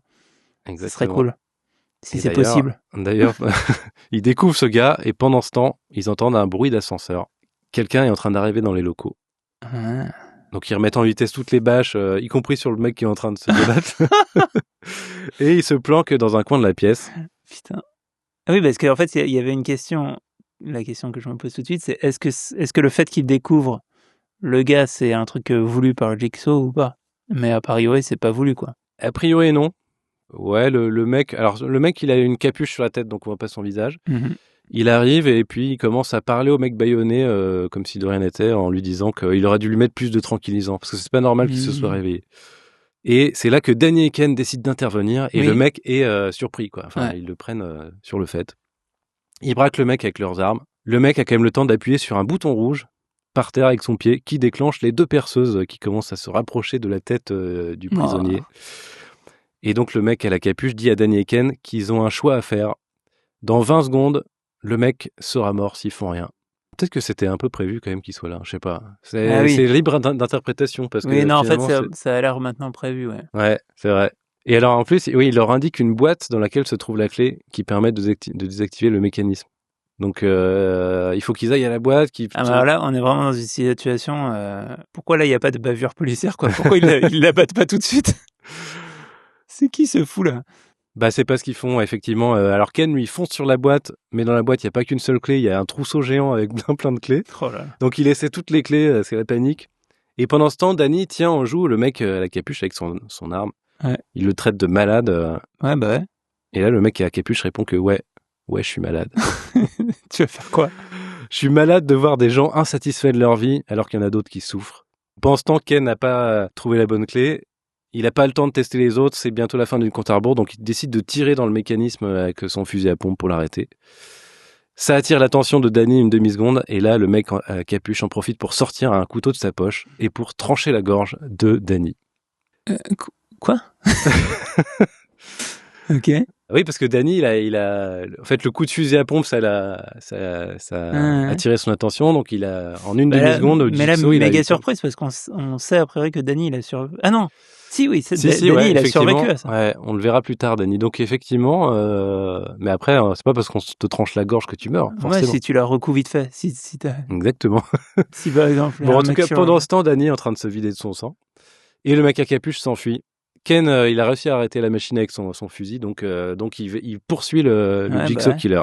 Donc on a une course-poursuite dans les locaux de Jigsaw, mais c'est un vrai labyrinthe cet endroit, c'est super compliqué. Il réussit quand même à le coincer au sous-sol du bâtiment dans un long couloir. Donc on a Ken qui en joue le Jigsaw Killer au bout du couloir et qui lui tire dessus. Bah oui, là... Et là, le mec à la capuche, il s'écroule par terre. Je dis le Jigsaw Killer, mais c'est le mec à la capuche, on n'est pas sûr que ce soit lui. Il s'écroule par terre, il bouge plus. Et donc Ken, il est un peu incrédule, il se dit, je vais quand même vérifier qu'il est mort. Donc il s'approche du mec à la capuche. Sauf que, au niveau du sol, il y a une espèce de filin transparent qui est tendu. Donc la jambe de Ken passe à travers ce filin, et juste au-dessus de lui, il y a un fusil. Et donc ça déclenche le fusil. Et bam, le coup part, et Ken se prend une balle en pleine tête. Oh là là. Et à l'autre bout du couloir, on voit que le mec se relève au ralenti. En fait, il est pas mort. C'était une feinte. Ouais. C'est totalement prévu de faire venir les flics là. Ouais, oui. C'est juste que dans son plan, si Danny Glover il avait eu un peu le sang chaud, quand il l'avait en joue, juste il allait la battre tout de suite. Profilé le flic et il s'est dit non, il va pas me tirer dessus. Et d'ailleurs, Danny, pendant ce temps, il a réussi quand même à se traîner jusqu'au couloir où il va découvrir son pote Ken, la cervelle explosée. Mais lui, il pisse le sang par la gorge. Quoi. Ouais. Et alors, on a un cut et on a un gros plan sur Danny après une ellipse du coup, qui a une giga cicatrice au cou. Donc c'est là où on le retrouve plusieurs temps plus tard. Il n'est pas mort, mais bon, il a une séquelle. C'est sûr. Et on le retrouve dans l'immeuble en face de chez Lawrence, dans la chambre avec tous les papiers sur le mur et la caméra braquée sur la fenêtre d'en face. On est quelques temps plus tard et Danny est en train de devenir un peu fou. Il parle tout seul, il parle à Ken, son collègue mort, en disant qu'il va finir par le coincer, ce gars. Ouais. Donc voilà, c'était une scène un petit peu intense. Est-ce qu'on ferait pas un autre petit jeu pour se détendre? Allons-y. Bon, alors c'est la fin de ce duo Danny et Ken, puisque Ken est mort. Donc pour info, il s'appelait l'inspecteur Tapp et l'inspecteur Singh. C'était plus pratique de les appeler Danny et Ken. Mais ça m'a donné l'idée d'un jeu, c'est les duos de flics au cinéma. D'accord. Donc je vais te donner des noms de duos de flics et puis je te demande de me trouver de quel film proviennent ces duos. Je sais pas si je suis nul en nom. Il y en a plein, il y a de l'anglo-saxon, il y a du français. Ok. Il y en a des connus, il y en a des moins connus. Si je te dis les agents Richard Bullitt et Douglas Reaper. C'est Bullitt? Non. Ah non. Non, c'est un film français. Ah oui, c'est Pamela Rose. Ouais, mais qui a été Pamela Rose. Bullitt est tout seul, je crois. Ouais. Bah tu vois, tu trouves. Si je te dis les inspecteurs Carter et Lee, James Carter et Ian Naing Lee. Ça me dit rien du tout. C'est la police de Los Angeles qui fait équipe avec la police de Hong Kong. Ah, c'est Rusher. Ouais, c'est Rusher. Les inspecteurs David Mills et William Somerset. Ça, on en a parlé. C'est un peu les... c'est Seven? Ouais. Ok. Celui-là, je l'aime bien. Les inspecteurs René Boiron et François Lesbuche. C'est du français. Ouais, je me disais ça aussi. C'est une comédie française. Une comédie des années 80. Les Ripoux? Ouais, c'est les Ripoux. Ok. Les Ripoux César. C'est fou comme... En fait, je n'imprime pas les noms des personnages. Ouais, mais moi aussi. C'est vrai qu'en préparant le truc, je me dis, je sais pas si j'aurais fait beaucoup de points, en fait. L'agent K et l'agent J. C'est des agents du... Ah, c'est Men in Black? Ouais, Men in Black. Sonny Crockett et Ricardo Tubbs. Ça, c'est Miami Vice. Bah, tu vois, comme t'imprimes un peu. Le En fait, commissaire. il faut vraiment avoir un nom genre Sonic Rocket, quoi. Ouais, Faut c'est vrai. vraiment avoir un nom. Ouais, ils ont pas tous des noms de fous. Par exemple, si je te dis le commissaire Jean Letellier et l'inspecteur Charles Moissac, Attends, cette ça me dit un époque. peu quelque chose, Jean Letellier. Un film des années 70. C'est surtout Jean Letellier qui est le super flic. L'autre, il est un peu. C'est Alain Delon? Non, mais on est Moissac et Letellier. dans cette idée. Letellier, ouais, c'est un super flic. Ouais. C'est un super flic, ouais, à la française. C'est Flick Story ou non, c'est La Peur sur la ville. Ouais, Peur sur la ville. Peur sur la ville. Bien joué. Moissac et Letellier. Si je te dis les Marshall, Teddy Daniels et Chuck Hall, un film assez récent d'un réal très très connu et très très culte. Scorsese? Ouais. C'est The Departed? Non. Un film plus récent que ça. Plus récent. C'est une enquête. C'est le nom à rallonge un peu. Non, c'est en 2 mots. Ils enquêtent sur une île même. Ah, c'est Shutter Island. Ouais. Redis les noms, j'ai complètement zappé. Teddy Daniels et Chuck Hall. Ok, tu vois, typiquement ça, j'ai pas du tout retenu les noms. Les officiers Nicholas Angel et Danny Butterman. Là, on est en Angleterre. Là. Ah, peut-être Hot Fuzz. Ouais, c'est Hot Fuzz. Qu'est-ce que j'ai d'autre je peux te faire les officiers Johan Vives et Marceau. C'est un film très récent. Enfin, il y a 2-3 ans. Je sais pas pourquoi le premier truc qui m'est venu, j'allais dire Taxi, mais... Non, c'est un film... je me demande s'il n'a pas eu le César du meilleur film, ce film. C'est pas une comédie, pour le coup. Marceau, c'est Bouli Lanners, je peux te dire. C'est La Nuit du 12. Ouais, La Nuit du 12. Si je te dis les agents Angelo Papas et Johnny Utah, sachant que Johnny, c'est quand même lui le héros du film. Angelo Papas, on le voit pas trop. Angelo Papas. C'est un film des années 80, réalisé par une femme. Attends. C'est un film américain? Ouais. Angelo Papas, c'est... Ouais, c'est plus un duel entre un flic et un voyou qu'un film de buddy movie. Johnny Utah, il est incarné par... Ah, c'est... Il y a de l'infiltration? C'est pas Point Break? Ouais, c'est ça, c'est Point Break. Ensuite, j'ai le lieutenant Frank Drebin et son assistante Jane Spencer. Alors ça me dit grave quelque chose. Ouais, c'est une saga, disons. Enfin, c'est une saga un peu anthologique. Attends, Frank Drebin... C'est surtout Frank Drebin, la star. Ouais. Frank Drebin, ça me dit quelque chose. Jane Spencer, elle est jouée par Priscilla Presley, je peux te dire. Ex-femme d'Elvis Presley. Et Attends, what? C'est une parodie. Ah, y a-t-il un flic? Ouais, y a-t-il un flic pour sauver la reine, The Naked Gun. Et un petit dernier, Kevin Copeland et Marcus Copeland. Copeland. Non, c'est Copeland avec un E. Il y a le film Copeland avec Stallone. C'est des agents du FBI. C'est une comédie. Une comédie, je pense, j'ai jamais vu, mais ça a pas l'air fou. Une comédie avec 2 frères, qui incarnent 2 frères. Et qui c'est des frères, les acteurs? Ouais, qui font... Les frères Wayans? Ouais. C'est... blonde... Non. Ouais, c'est ça, t'as le mot-clé, ouais. Super blonde? C'est FBI. FBI, blonde portée disparue, je sais pas quoi. Non, c'est un acronyme. Fausse blonde infiltrée. Ouais, FBI, fausse blonde infiltrée. C'est quoi le titre américain de ça? Bonne question. Film de 2004 qui s'appelle... J'ai pas vu. Ça s'appelle White Chicks. Ok. White Chicks. Ok. Bon, voilà, c'était le dernier de cette série. Bah, finalement, t'en as eu un certain nombre, quand même. Bah, avec les indices aussi, ouais. Ouais. Il y en a pas mal, des duos de flics. Bon, bah, on va revenir au film. Donc, on était dans le flashback d'un flashback. Ouais. Je fais un récap parce que là, on était un peu dans un truc avec plusieurs niveaux. Donc, on était dans le flashback d'un flashback. Donc, Adam et Lawrence sont toujours enfermés dans une salle de bain. Ils doivent sortir. On a eu un premier flashback de la veille au soir chez Lawrence. Il est sorti de chez lui après avoir été bipé par l'hôpital. Sa femme et sa fille ont été bâillonnées par un gars, un certain Zepp, qu'il connaît. Dans l'immeuble d'en face, on a vu que Danny Glover s'était installé depuis un moment pour épier Lawrence, parce qu'il est focus sur cette enquête.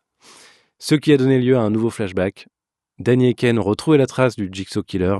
Ils ont retrouvé son entrepôt, mais Ken s'est fait buter. Danny s'est fait trancher le cou. Il s'en est sorti, mais il est devenu obsédé par l'enquête. Il s'est installé en face de chez Lawrence pour coincer Jigsaw.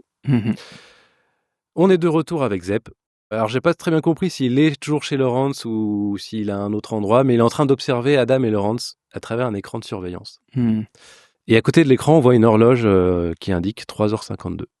Donc, il leur reste à peu près 2 heures. Okay. On revient à la salle de bain. Et Adam est en train d'observer discrètement la photo qu'il avait trouvée dans le portefeuille de Laurence, et surtout le message qui est écrit derrière. Un X signale l'endroit. Parfois, on voit mieux les yeux fermés. Et là, il a une sorte de révélation. Il demande à Laurence d'éteindre la lumière. Tout simplement. Laurence, il pose pas de questions, il éteint la lumière. Et sur le mur, juste à côté de Laurence, il y a un gros X lumineux qui est apparu. Attends, mais ça, c'est n'importe quoi, parce que au début du film, la lumière était éteinte. Et donc, Laurence, qu'est-ce qu'il foutait déjà, la lumière éteinte depuis des heures? Et pourquoi il a pas vu le X? Il voulait peut-être pas gâcher la lumière, mais oui, c'est vrai que c'est bizarre. Et après, peut-être que le X n'était pas encore là. Peut-être qu'il y a un truc qui s'est activé entre-temps. Peut-être que... Ouais. Et alors, juste sur parfois, on voit mieux les yeux fermés, j'avais une idée horrible où, par exemple... un personnage quelconque, tu le vois fermer les yeux, et en fait, il y a un X tatoué sur sa paupière. Et donc, en fait, il faut aller chercher derrière l'œil ou un truc. Genre, tu lui arraches la paupière, ouais. Mais bon, ok. Pas mal, genre, peut-être pendant Saut 12. Bon, en tout cas, le X, là, il est sur le mur. Laurence rallume, il prend sa scie, et avec le manche de sa scie, il commence à taper à l'endroit où il y avait un X. Le carrelage se casse et laisse place à un gros trou dans lequel il y a une boîte. Une boîte fermée par un cadenas. Il faut une clé. On a une clé. Là, on est vraiment en mode escape game. Est-ce que la clé fonctionne? La clé fonctionne, ça ouvre la boîte. Je vais te poser une question. Si t'étais Jigsaw, t'aurais mis quoi dans cette boîte pour faire chier ces pauvres gars? Y a l'histoire du poison là qu'on n'a pas utilisé. Ouais. Donc X, c'est le trésor, ouais, donc un truc... Franchement, ça s'invente pas. je vais pas trouver, ouais, je pense. Alors, Laurence, il trouve plusieurs objets. Il y a un téléphone portable. Ok. À clapet. C'est un téléphone de 2004, donc donc c'est pas un smartphone, on peut pas aller sur Internet avec. Il y a 2 cigarettes et un briquet. Ok. Et là, Adam, il est fou de joie. Il a très très envie d'une cigarette, c'est un gros fumeur. Et il demande à Laurence s'il peut lui en envoyer une. Et Laurence lui demande, tu as vraiment envie de fumer une cigarette? Et Adam a dit, oui, au point où j'en suis, je m'en fous du cancer. Tu m'étonnes. Donc Laurence, il résiste, il trouve que c'est pas vraiment une bonne idée, mais Adam, il continue à insister, donc il argumente. Et pendant qu'Adam insiste, Laurence découvre un autre truc dans la boîte. C'est un tout petit bout de papier avec un message de Jigsaw. Et donc il lit discrètement le message. C'est écrit « Les cigarettes sont inoffensives. Fumer n'empoisonne que s'il y a eu bain de sang. Tu n'as pas besoin d'armes pour tuer Adam. » Donc Adam est toujours en train de réclamer sa clope, mais Laurence l'ignore. Et il se préoccupe pas pour l'instant trop du message, il garde en tête, mais il décide d'utiliser le téléphone pour appeler la police, parce que finalement... Logique. Mais évidemment, ça fonctionne pas. Et donc ça Laurence, capte pas? En tout cas, ça fonctionne pas. Je sais pas s'il y a une histoire de barre ou quoi. Mais en tout cas, lui, il en déduit que le téléphone, il est fait que pour recevoir des appels. Donc il n'y a peut-être pas de forfait, juste. Ils n'ont pas mis la mobicarte, donc du coup, ça marche pas. Ok. Et il ajoute que ça lui rappelle quelque chose. Ça lui est déjà arrivé, cette histoire avec ce téléphone qui marche pas. Bon, c'est juste un prétexte pour qu'il y ait un nouveau flashback. Hein. Ouais. Flashback, on est dans un parking. On est la veille au soir. D'accord. C'est en fait, Laurence, il récupère sa voiture pour rentrer chez lui après être passé à l'hôpital. Et à un moment donné, il voit une sorte de flash dans le parking. Il demande s'il y a quelqu'un. Il n'y a personne. Bizarre. On le retrouve un peu plus tard dans sa voiture et il a l'air d'être bloqué dans le parking parce qu'il sort de sa voiture et il essaie d'utiliser un téléphone de sécurité. Et le téléphone ne répond pas. Ah. Donc c'est ça qui lui a fait. Ça lui a rappelé ça. Super. Et il sort son téléphone à lui et ça capte pas non plus. Ah. Et pendant ce temps, on voit sa portière arrière qui s'ouvre et il y a une espèce de chose qui est en train de sortir en rampant. Une sorte des créatures, quand même, c'est un humain quand même, mais avec des cheveux filasses et une espèce de masque de sanglier trop bizarre qui s'approche de lui et qui surgit sur lui. Cut. On est de retour dans la salle de bain. Donc, en gros, il s'est fait attaquer par un truc dans le parking. D'accord. Voilà, il a raconté ça et ensuite on mais revient attends, à en fait, c'est qu'il s'en souvenait, il y a des souvenirs qui lui reviennent qu'il avait un peu oubliés ou c'est trop ouais, en fait, potentiellement, c'est juste avant son blackout. Ouais, c'est ça. Parce que juste après, il s'est retrouvé... c'est ça, ouais, ok. Laurence demande comment Adam a su pour la lumière. Et Adam, il répond, c'est l'instinct. Donc, il n'a pas envie de parler de la photo. Mais Laurence s'énerve, il lui dit qu'il faut arrêter de mentir, là, vraiment. Ils ont tout intérêt à collaborer. Adam finit par lui montrer le Polaroid, comme vraiment il veut voir. Et là, Laurence est bouleversée. Il commence à pleurer. Depuis le début du film, il était super stoïque, mais là, il commence à craquer un peu. Et puis, il essaie de se recentrer quand même. Il relit discrètement le petit message qu'il a trouvé dans la boîte. Donc, les cigarettes sont inoffensives. Fumer n'empoisonne que s'il y a eu bain de sang. Tu n'as pas besoin d'armes pour tuer Adam. Et puis, il repense à la phrase qu'il a entendue au dictaphone. Quand ton sang est empoisonné, il ne te reste plus qu'à te suicider. Et puis, il regarde le cadavre au milieu de la pièce. Et la flaque de sang n'a fait que s'agrandir depuis le début du film. Et donc, elle a presque atteint Lawrence. Donc, il a une idée. En fait, est-ce que ça veut dire que le cadavre s'est suicidé parce qu'en fait, il était empoisonné? Donc, le sang du gars, il est empoisonné. Donc, en fait, il faudrait faire en sorte que Adam boive le sang du empoisonné, quoi, en fait. Ouais. Et c'est l'idée qu'a Lawrence. Mais comment réussir à le convaincre? En fait, il a des cigarettes. Donc, il trempe un petit peu le bout de la cigarette dans la flaque de sang. C'est un poison hyper... Enfin, ça, je vois pas comment ça peut marcher, quoi. Enfin, il faudrait que le poison, il soit hyper dense. Il essaie. Pour que jusque dans le sang du gars mort, juste une petite touche. Mais ok. Il était peut-être très, très, très empoisonné. Ouais. Non, c'est du faux sang. Enfin, je sais pas. Ouais, ok. En tout cas, Adam, il voit que Lawrence est en train de faire un truc louche. Il lui demande ce qu'il est en train de faire. Et là, Lawrence éteint la lumière. On a un plan de la salle de contrôle où on voit l'écran de Zep qui est tout noir. Et Zep, il capte pas ce qui se passe. On revient à la salle de bain et Lawrence chuchote à Adam. Attends, Zep, il est pas avec la femme et la fille. Enfin, en fait, mais il a un écran de contrôle, il voit. Ah, il est avec la femme et la fille. Bah, j'ai toujours pas. Il suit depuis à distance. Ouais, c'est peut-être depuis chez Lawrence en fait. On voit pas très bien dans le film. On le voit dans un écran de contrôle et en même temps on le voit. Donc là, le film nous dit clairement que Jigsaw c'est Zep. Bah, visiblement. Oui, en tout cas, bon. Ouais. En tout cas, c'est lui qui est. Et en plus, il y a un mobile un peu de. En fait, sur Lawrence, il l'aime pas parce qu'il se comporte mal avec. C'est pas son employé, mais lui. Ouais. Mais bon, il y a plein d'autres victimes, donc. Ouais, peut-être que c'est que des gens qui parlent mal aux employés. Donc voilà, donc Zep observe et l'écran est tout noir puisque Lawrence a éteint la lumière. Ouais. Et dans la salle de bain, on voit Lawrence chuchoter à Adam. Adam, vous allez jouer un jeu avec moi. Ensuite, on recut sur Zep avec son écran noir. Il n'entend pas ce que Lawrence chuchote, mais il entend que Lawrence chuchote quelque chose, mais il n'entend pas ce qu'il dit. Et puis, ça se rallume dans l'écran. Donc Lawrence a rallumé la lumière et il demande à Adam s'il veut toujours la cigarette. Et Adam répond oui. En fait, il peut faire le truc de faire semblant de mourir, quoi. Exactement. Lawrence, il prend une cigarette dans la boîte, mais pas celle qui a été trempée dans le sang. Et il l'envoie à Lawrence avec le briquet. Adam allume la cigarette, il commence à fumer. Et il commence à se révulser, mais super mal. Il joue trop mal, il fait et il s'écroule par terre et il ferme les yeux. Ok. Là-dessus, Lawrence, il parle direct à la caméra. Il dit ça y est, je l'ai fait, il est mort. Où est ma famille? Et là, Adam recommence à se révulser, mais de manière beaucoup plus crédible cette fois. En fait, il est en train de se faire électrocuter. On entend un bruit de courant qui fait bzzz comme ça. Adam, il est clairement pas mort parce qu'il avait fait semblant, mais là, pour le coup, il est vraiment en train de se faire électrocuter. On comprend que sa chaîne est électrifiée. Et donc, le plan de Lawrence a échoué. Lawrence est désespéré. À défaut d'autres idées, il essaie à nouveau de scier sa chaîne, mais ça marche toujours pas. Attends, si Adam est mort, il a quand même fait son taf, même si c'est indirect. Ouais, mais en fait, c'est une électrocution pas fatale. Il est pas mort. Oui, il est pas mort. Oui, d'accord. Du coup, ça lui fait juste très très mal. Ça prouve qu'il est pas mort en fait. Oui, c'est ça. Ça permet de voir que c'était fake. Ok. Et justement, Adam là, il est éveillé et il vient de se souvenir d'un truc. On comprend pas trop si c'est le coup de jus qui lui a rafraîchi la mémoire ou pas, mais en tout cas, il vient de se souvenir comment il est arrivé là. Ah. Petit flashback. On est avec Adam qui est en train de rentrer chez lui dans un appart un peu miteux, comme un peu tout le reste du film. D'accord. Il entre dans son appart, il va dans une pièce en particulier qui est une chambre noire. Il photographe. Ouais. Il allume la lumière rouge, là, il pose son appareil photo sur la table et il commence à développer des clichés. Et sur les clichés, on voit plusieurs photos d'un mec. Ce mec, c'est Lawrence. Ok.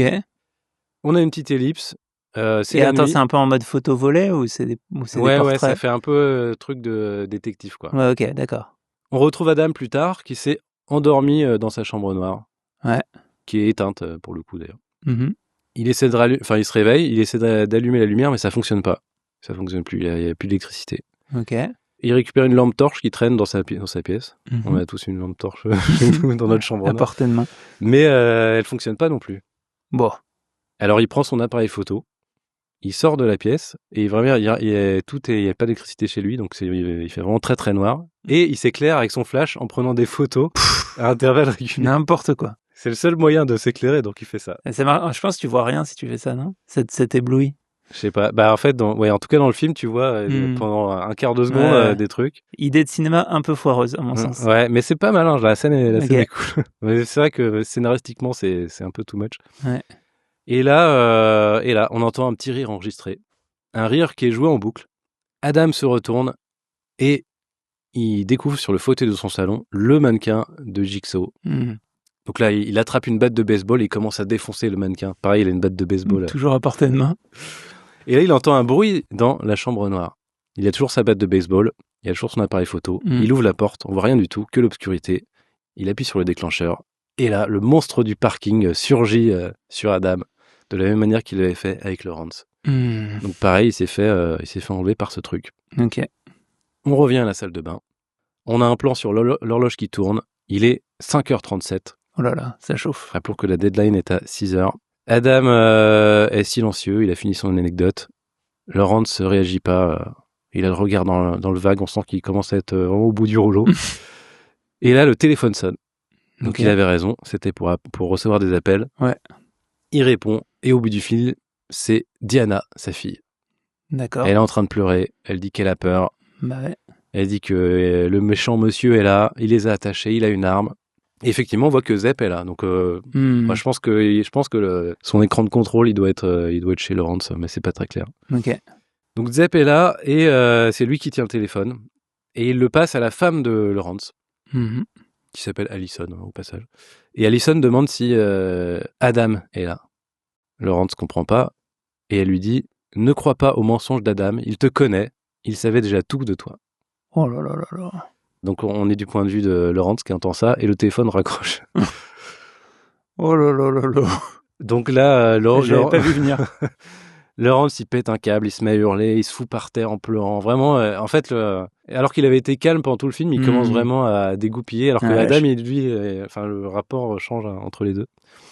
Adam demande si sa femme et sa fille vont bien, et Lawrence lui dit que sa femme a mentionné son nom, et il lui répète ce que sa femme vient de dire. Et il exige d'Adam qu'il lui dise la vérité. Encore une fois, il se met vraiment à hurler, il est vraiment très très énervé et très bouleversé. Et là, Adam change de ton brusquement. Il demande à Lawrence ce qu'il faisait la nuit dernière. Est-ce qu'il était vraiment à l'hôpital ? Lawrence dit oui, et Adam lui répond non, c'est faux. Et là, il demande est-ce que vous vous souvenez de la photo au parking ? Et donc, il fait référence au petit flash qu'on a vu sur le parking. Ah, en fait, Adam, c'est le détective payé par Allison pour enquêter sur les infidélités de Lawrence. Alors, on va voir, peut-être. En tout cas, il dit je peux prouver que tu n'étais pas à l'hôpital. Enfin, il l'a suivi. Ouais.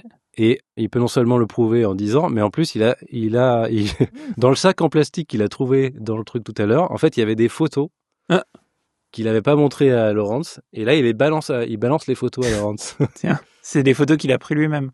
Ouais, qu'il a développées lui-même. C'est des photos, ouais. Oh là là là. Donc, et c'est des photos de lui à plein de moments où il n'était pas à l'hôpital alors qu'il était censé être là. Et donc, Adam révèle qui il est. C'est un détective privé. Il est spécialisé dans les adultères. Et hier soir, il a suivi Lawrence qui, une nouvelle fois, n'allait pas à l'hôpital, mais dans un hôtel pour rejoindre sa maîtresse. Tout se recoupe. Ouais. Et justement, tu disais, c'est Allison qui a payé quelqu'un. Lawrence demande à Adam qui le paye pour le suivre. Et Adam répond que c'est un certain Bob. Ah. Ouais. Et Lawrence se dit, c'est sûrement lui qui nous a enfermés ici. C'est Bob. Et il demande comment il est physiquement. Adam répond, c'est un grand noir avec une cicatrice sur le cou. Ce qui correspond pas trop à la description de sa femme. Non.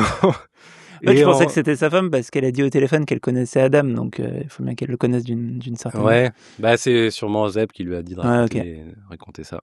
Mais oui, effectivement, on voit en image, donc, en flashback... Bob, c'est Danny Glover. Ouais. Et Lawrence connaît Danny Glover, puisque c'est l'inspecteur à qui il a eu affaire. Et il raconte que Danny a été relevé de ses fonctions après le meurtre de son coéquipier et que depuis, il n'a pas arrêté de harceler Lawrence. parce qu'il était convaincu que c'était lui le coupable, donc ouais, il le connaît bien. Et voilà, donc Laurence recommence à s'énerver, à péter un câble, il insulte Adam, il le traite de fouille merde. Vraiment, il commence à péter les plombs complètement, quoi. Il sait plus du tout le Laurence qu'on connaissait. Et Adam, lui, il essaie de garder le contrôle, d'autant que l'heure tourne. Et donc il continue à regarder autour de lui, et son regard s'arrête sur une des photos qui était dans le sac. Et c'est une photo qu'il connaît pas pour le coup. Il regarde mieux, et du coup, il demande à Laurence s'il y avait quelqu'un d'autre chez lui hier soir. Laurence répond non. Et Adam lui envoie la photo. Laurence regarde la photo, et c'est une photo de la fenêtre de chez Laurence. Et il y a un gars à la fenêtre que Laurence reconnaît. C'est Zep. Et alors là, on a un plan sur Zep devant son écran de contrôle qui observe tout ça. Donc il voit Laurence découvrir la photo de lui. Et on a un peu de mal à déchiffrer son regard, s'il est étonné ou content. Très bon travail d'acteur, parce que c'est très pareil, ambigu. là, c'est a priori prévu. C'est lui qui a mis la photo dans le sac. Ouais, on ne sait pas. Sauf mais oui, c'est comme ça qu'on peut l'interpréter. Mais ok. Donc là, Laurence est à nouveau en train de hurler dans son coin. Il veut buter Zep. Voilà. Pour le coup, il est convaincu que c'est lui le Jigsaw. Enfin, il sait plus où il en est, quoi. Mais Adam, lui, il est préoccupé par autre chose. Il dit à Laurence de regarder l'horloge. Il est 5h59. Oh putain. Et là, on a un plan sur l'horloge. Vraiment, il reste 10 secondes. Et ça fait tic-tac, tic-tac. Et boum, il est 6h. Dans la salle de contrôle, l'horloge de Zep indique aussi 6h. Il éteint l'écran de contrôle, il prend un flingue, il le charge. Et alors, je l'ai pas dit, mais pendant ce temps, Allison, elle essaie de se libérer de ses liens. Okay. Il y a un montage alterné. Et elle a réussi à se libérer de ses liens pendant que Zep se préparait. Et elle est en train de libérer sa fille. Et à ce moment-là, Zep arrive. Donc, elle remet ses bâillons, elle fait semblant d'être attachée. Zep arrive, il arrive à la hauteur d'Allison et lui dit que le temps de son mari est écoulé. Okay. Et qu'il doit faire ce qu'il a à faire. Et il précise que c'est à elle d'annoncer à son mari qu'il a échoué. Vraiment le gros pervers, quoi. Donc il la débâillonne, il met le téléphone sur son oreille. Dans la salle de bain, le téléphone sonne, Laurence répond. Et là, Allison dit « Tu as échoué ». Et là, elle pousse Zep le plus fort qu'elle peut et elle arrive à le déséquilibrer. Donc en fait, le « Tu as échoué » failed, qui s'adresse à l'autre. C'est ça. Très donc bien. là, Zep est à terre. Allison parvient à récupérer son arme et à le braquer. Et elle lui demande de lui donner le téléphone. Donc Zep s'exécute. Ouais. Elle reprend Laurence au bout du fil. Elle lui demande où il est. Il répond qu'il ne sait pas. Il est dans une pièce quelque part. Par contre, on a encore le Jigsaw en joue et la balle est toujours pas partie. Ouais, ça m'agace. Okay. Non, mais elle va pas dire. Ouais. Attends, je sais plus. Enfin, on va voir. S'il y a 11 épisodes, c'est qu'il doit s'en sortir, ce connard. Donc elle comprend pas, elle connaît pas Enfin, il dit qu'il sait pas où il est, elle comprend pas. Il commence à avoir une explication, il s'excuse pour tout, donc il y a la grande explication. Elle se met à pleurer et évidemment Zep, il profite de ce moment d'émotion pour sauter sur Allison. Mais elle lâche pas l'arme et il y a un coup de feu qui part. Et au même moment, on retrouve Danny qui est toujours dans l'immeuble à côté et qui a entendu le coup de feu. Donc il voit que ça provient de l'immeuble d'en face. Lui aussi charge son arme et il court vers chez Laurence. Ouais, parce que lui, ça fait depuis tout à l'heure qu'il pouvait intervenir. Il voit la femme et la fille bâillonnées. Bah, il a juste vu il a pas appelé de renfort. Il a juste vu un gars bizarre à la fenêtre, mais il a pas vu le. Ah, il les a pas vus la femme et la fille. Il a juste vu la tête de Zep, puis il s'est dit c'est qui ce gars, mais il a pas encore. Ok, pardon. Et donc là il va y aller. Pour le coup, il entend un coup de feu. Et chez Laurence, ça continue à se bagarrer entre Allison et Zep. Allison arrive à récupérer des ciseaux dans un tiroir, elle les plante dans la cuisse de Zep. Donc quand même, elle arrive un peu à le ralentir.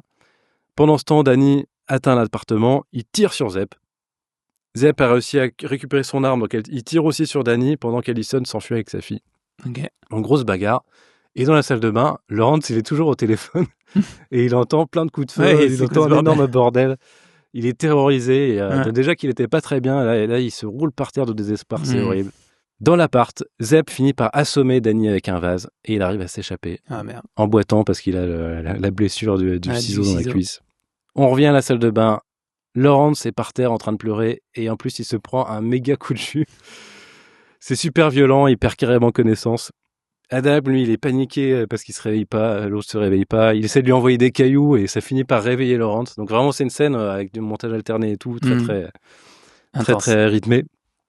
Et d'autant qu'en parallèle, on voit la course-poursuite en voiture entre Danny et Zep. Et donc, Zep arrive vers l'entrepôt de mannequins qu'on a déjà vu et suivi par Danny. Pendant ce temps, dans la salle de bain, le téléphone sonne, mais Laurence n'a plus accès au téléphone parce que pendant qu'il s'est fait électrocuter, il l'a lâché des mains et le téléphone est parti super loin. Donc, il voudrait répondre, mais il est trop loin. Il n'arrive pas à l'atteindre. Adam est trop loin aussi, il peut rien faire. Laurence hurle, il se roule par terre. Il est clairement en train de devenir cinglé. Adam est paniqué, il essaie de lui parler, de lui faire entendre raison, mais rien à faire. On a toujours le montage alterné de Danny qui poursuit Zeb dans l'entrepôt. Dans la salle de bain, Laurence, il n'en peut plus. Il commence à enlever sa chemise et se faire un garrot autour de la cheville qui est attachée à la chaîne. Adam est paniqué, il lui demande ce qu'il est en train de faire, mais en vrai, il comprend très bien l'idée de Laurence puisqu'il a une scie à côté de lui. Et Laurence prend la scie à métaux et il commence à se scier le pied devant Adam qui est en train de hurler, c'est ignoble. Pendant ce temps, Danny a réussi à mettre la main sur Zep dans l'entrepôt et à prendre le dessus. Sauf que Zep a toujours son arme et il arrive finalement à tirer sur Danny. Danny tombe par terre, Zep s'échappe. Dans la salle de bain, Laurence s'est scié le pied. Donc Tout ça pourquoi? Il s'est libéré. Il a accès au téléphone, mais le téléphone ne sonne plus. Ouais, bon. Le téléphone ne sonne plus, mais il continue à ramper au milieu de la pièce parce qu'il essaie d'atteindre le cadavre, qui, rappelons-le, a un flingue dans la main. Ouais. Il charge le flingue avec la balle qu'il avait trouvée dans l'enveloppe au début du film. Et il tire sur Adam. Oh là là. Laurence hurle, il dit « Ça y est, je l'ai fait, je veux revoir ma famille ». Pendant ce temps, on a un plan sur Allison et Diana qui sont en train de se réfugier chez les voisins, donc elles sont en sécurité, ça, c'est déjà ça de fait. Dans la salle de bain, Laurence est toujours au milieu de la pièce. Adam est mort. La porte en fer s'ouvre. C'est Zep, qui est dans un état lamentable, lui aussi, il a les yeux hagards, il est tout sanguinolent. Laurence essaie de lui tirer dessus avec un flingue, mais il n'a plus de munitions. Bah oui, il n'y a qu'une seule balle. Zep va vers Adam pour constater qu'il est bien mort, puis il se retourne vers Laurence et lui dit « C'est trop tard ». C'était la règle. Il a tué trop tard. Bah oui. Donc, il s'apprête à tirer sur Laurence, à tuer Laurence. Mais en fait, Adam n'est pas mort. Il attrape le pied de Zep et il arrive à le faire tomber.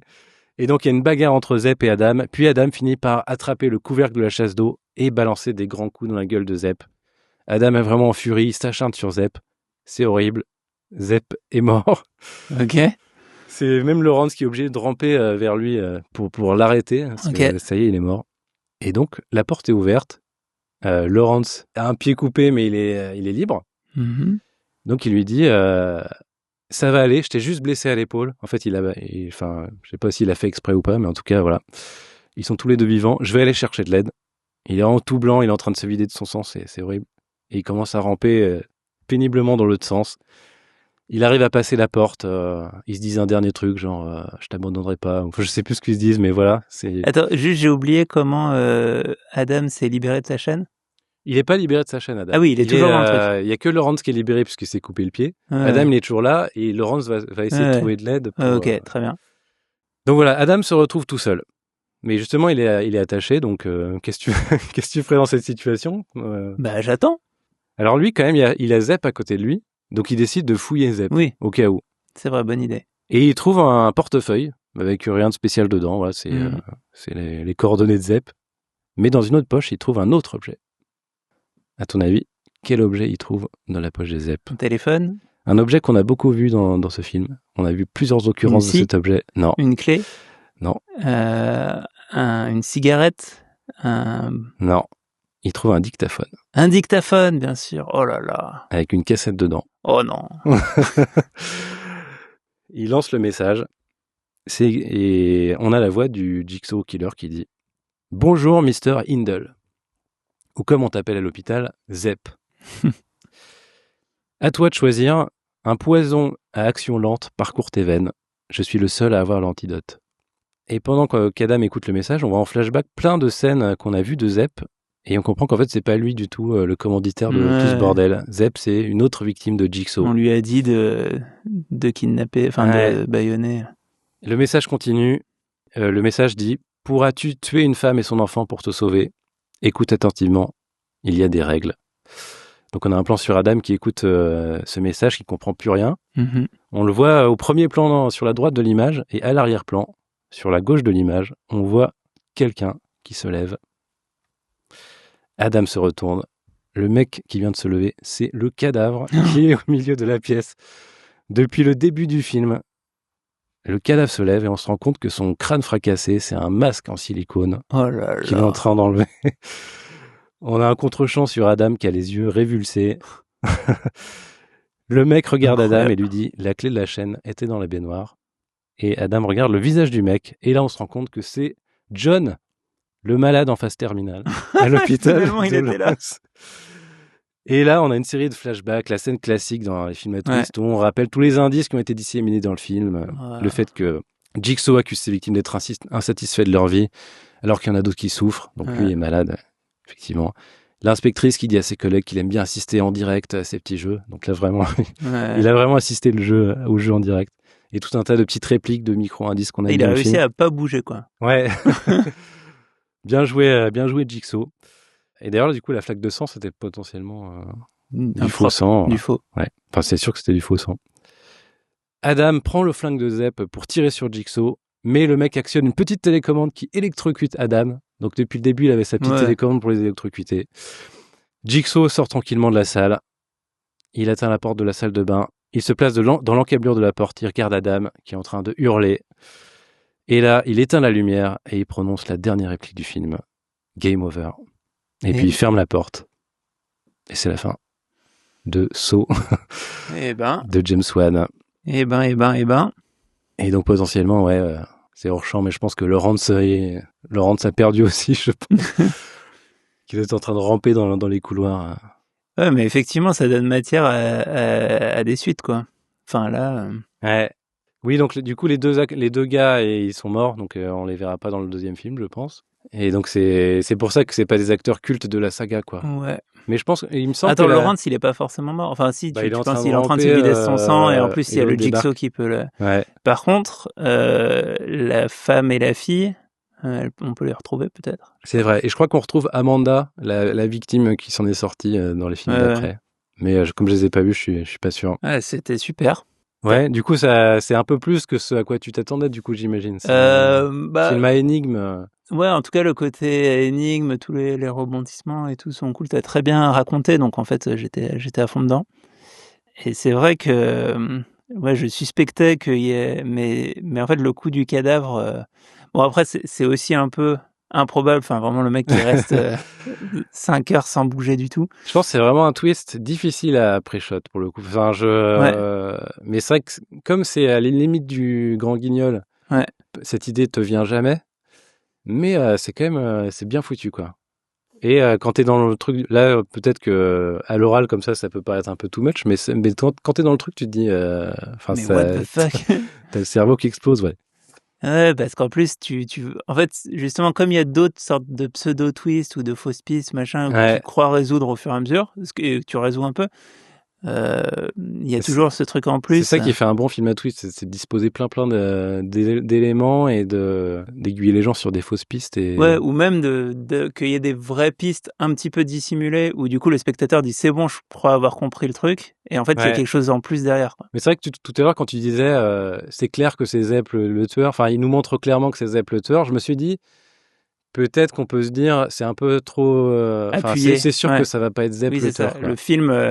Le film nous dit quelque chose et en fait, il est en train de nous mentir. Donc, si tu cherches un peu qui ça peut être d'autre que Zep, t'es obligé de passer en revue les personnages. À part Danny, je vois pas qui ça peut être. Par contre, c'est trop marrant le fait d'aller chercher le personnage de John. En vrai, là, ça aurait aussi pu être un personnage qu'on n'a jamais vu, quoi. Oui.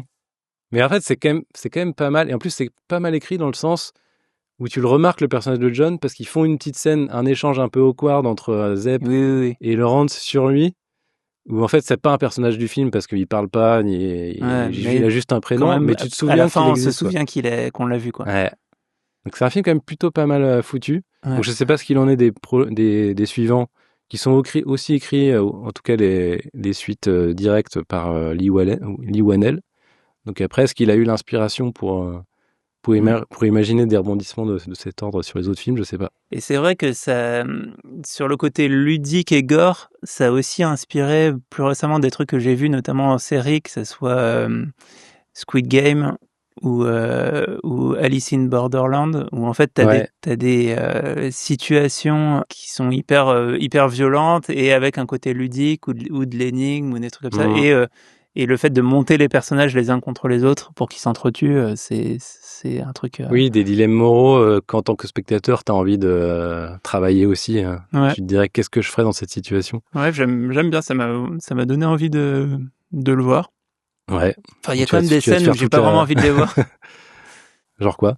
Ouais, genre le flashback, la fille qui doit éviscérer un gars pour retrouver la clé de son éclat de mâchoire. Bon. Ouais. Après, c'est pas si... Par exemple, je sais que ce film-là, ça donnait lieu à Hostel ou des trucs comme ça, ou Human Centipede. Je pense que c'est un film qui est quand même moins gore, moins graphique que ces films-là. Alors, il y a un peu... Enfin, tu vois pas le mec scier sa...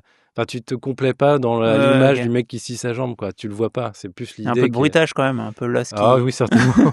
Mais c'est couvert par les hurlements de l'autre gars. Ouais, ok. Mais c'est plus c'est plus ce que je préfère dans les mises en scène de films d'horreur, c'est des films qui suggèrent l'horreur. C'est toi qui imagines le truc et c'est encore pire, quoi. Non, mais en tout cas, le côté ludique fonctionne, je trouve, hyper bien dans ce format-là parce que, on écoute, j'écoutais ton récit en essayant de jouer au truc, quoi. C'est ça qui était cool, ouais. Tu vas rattraper toute la saga, alors. Peut-être, je sais pas. Bah, merci beaucoup, en tout cas. Bah, merci à toi d'avoir écouté cette histoire. Merci à tous d'avoir écouté cet épisode de Kelmos le podcast. Merci, si vous l'avez aimé, de nous mettre un maximum d'étoiles et de likes partout où vous le pouvez. Merci à Axel à la technique. On revient dans 2 semaines pour un nouvel épisode. À bientôt. Game over.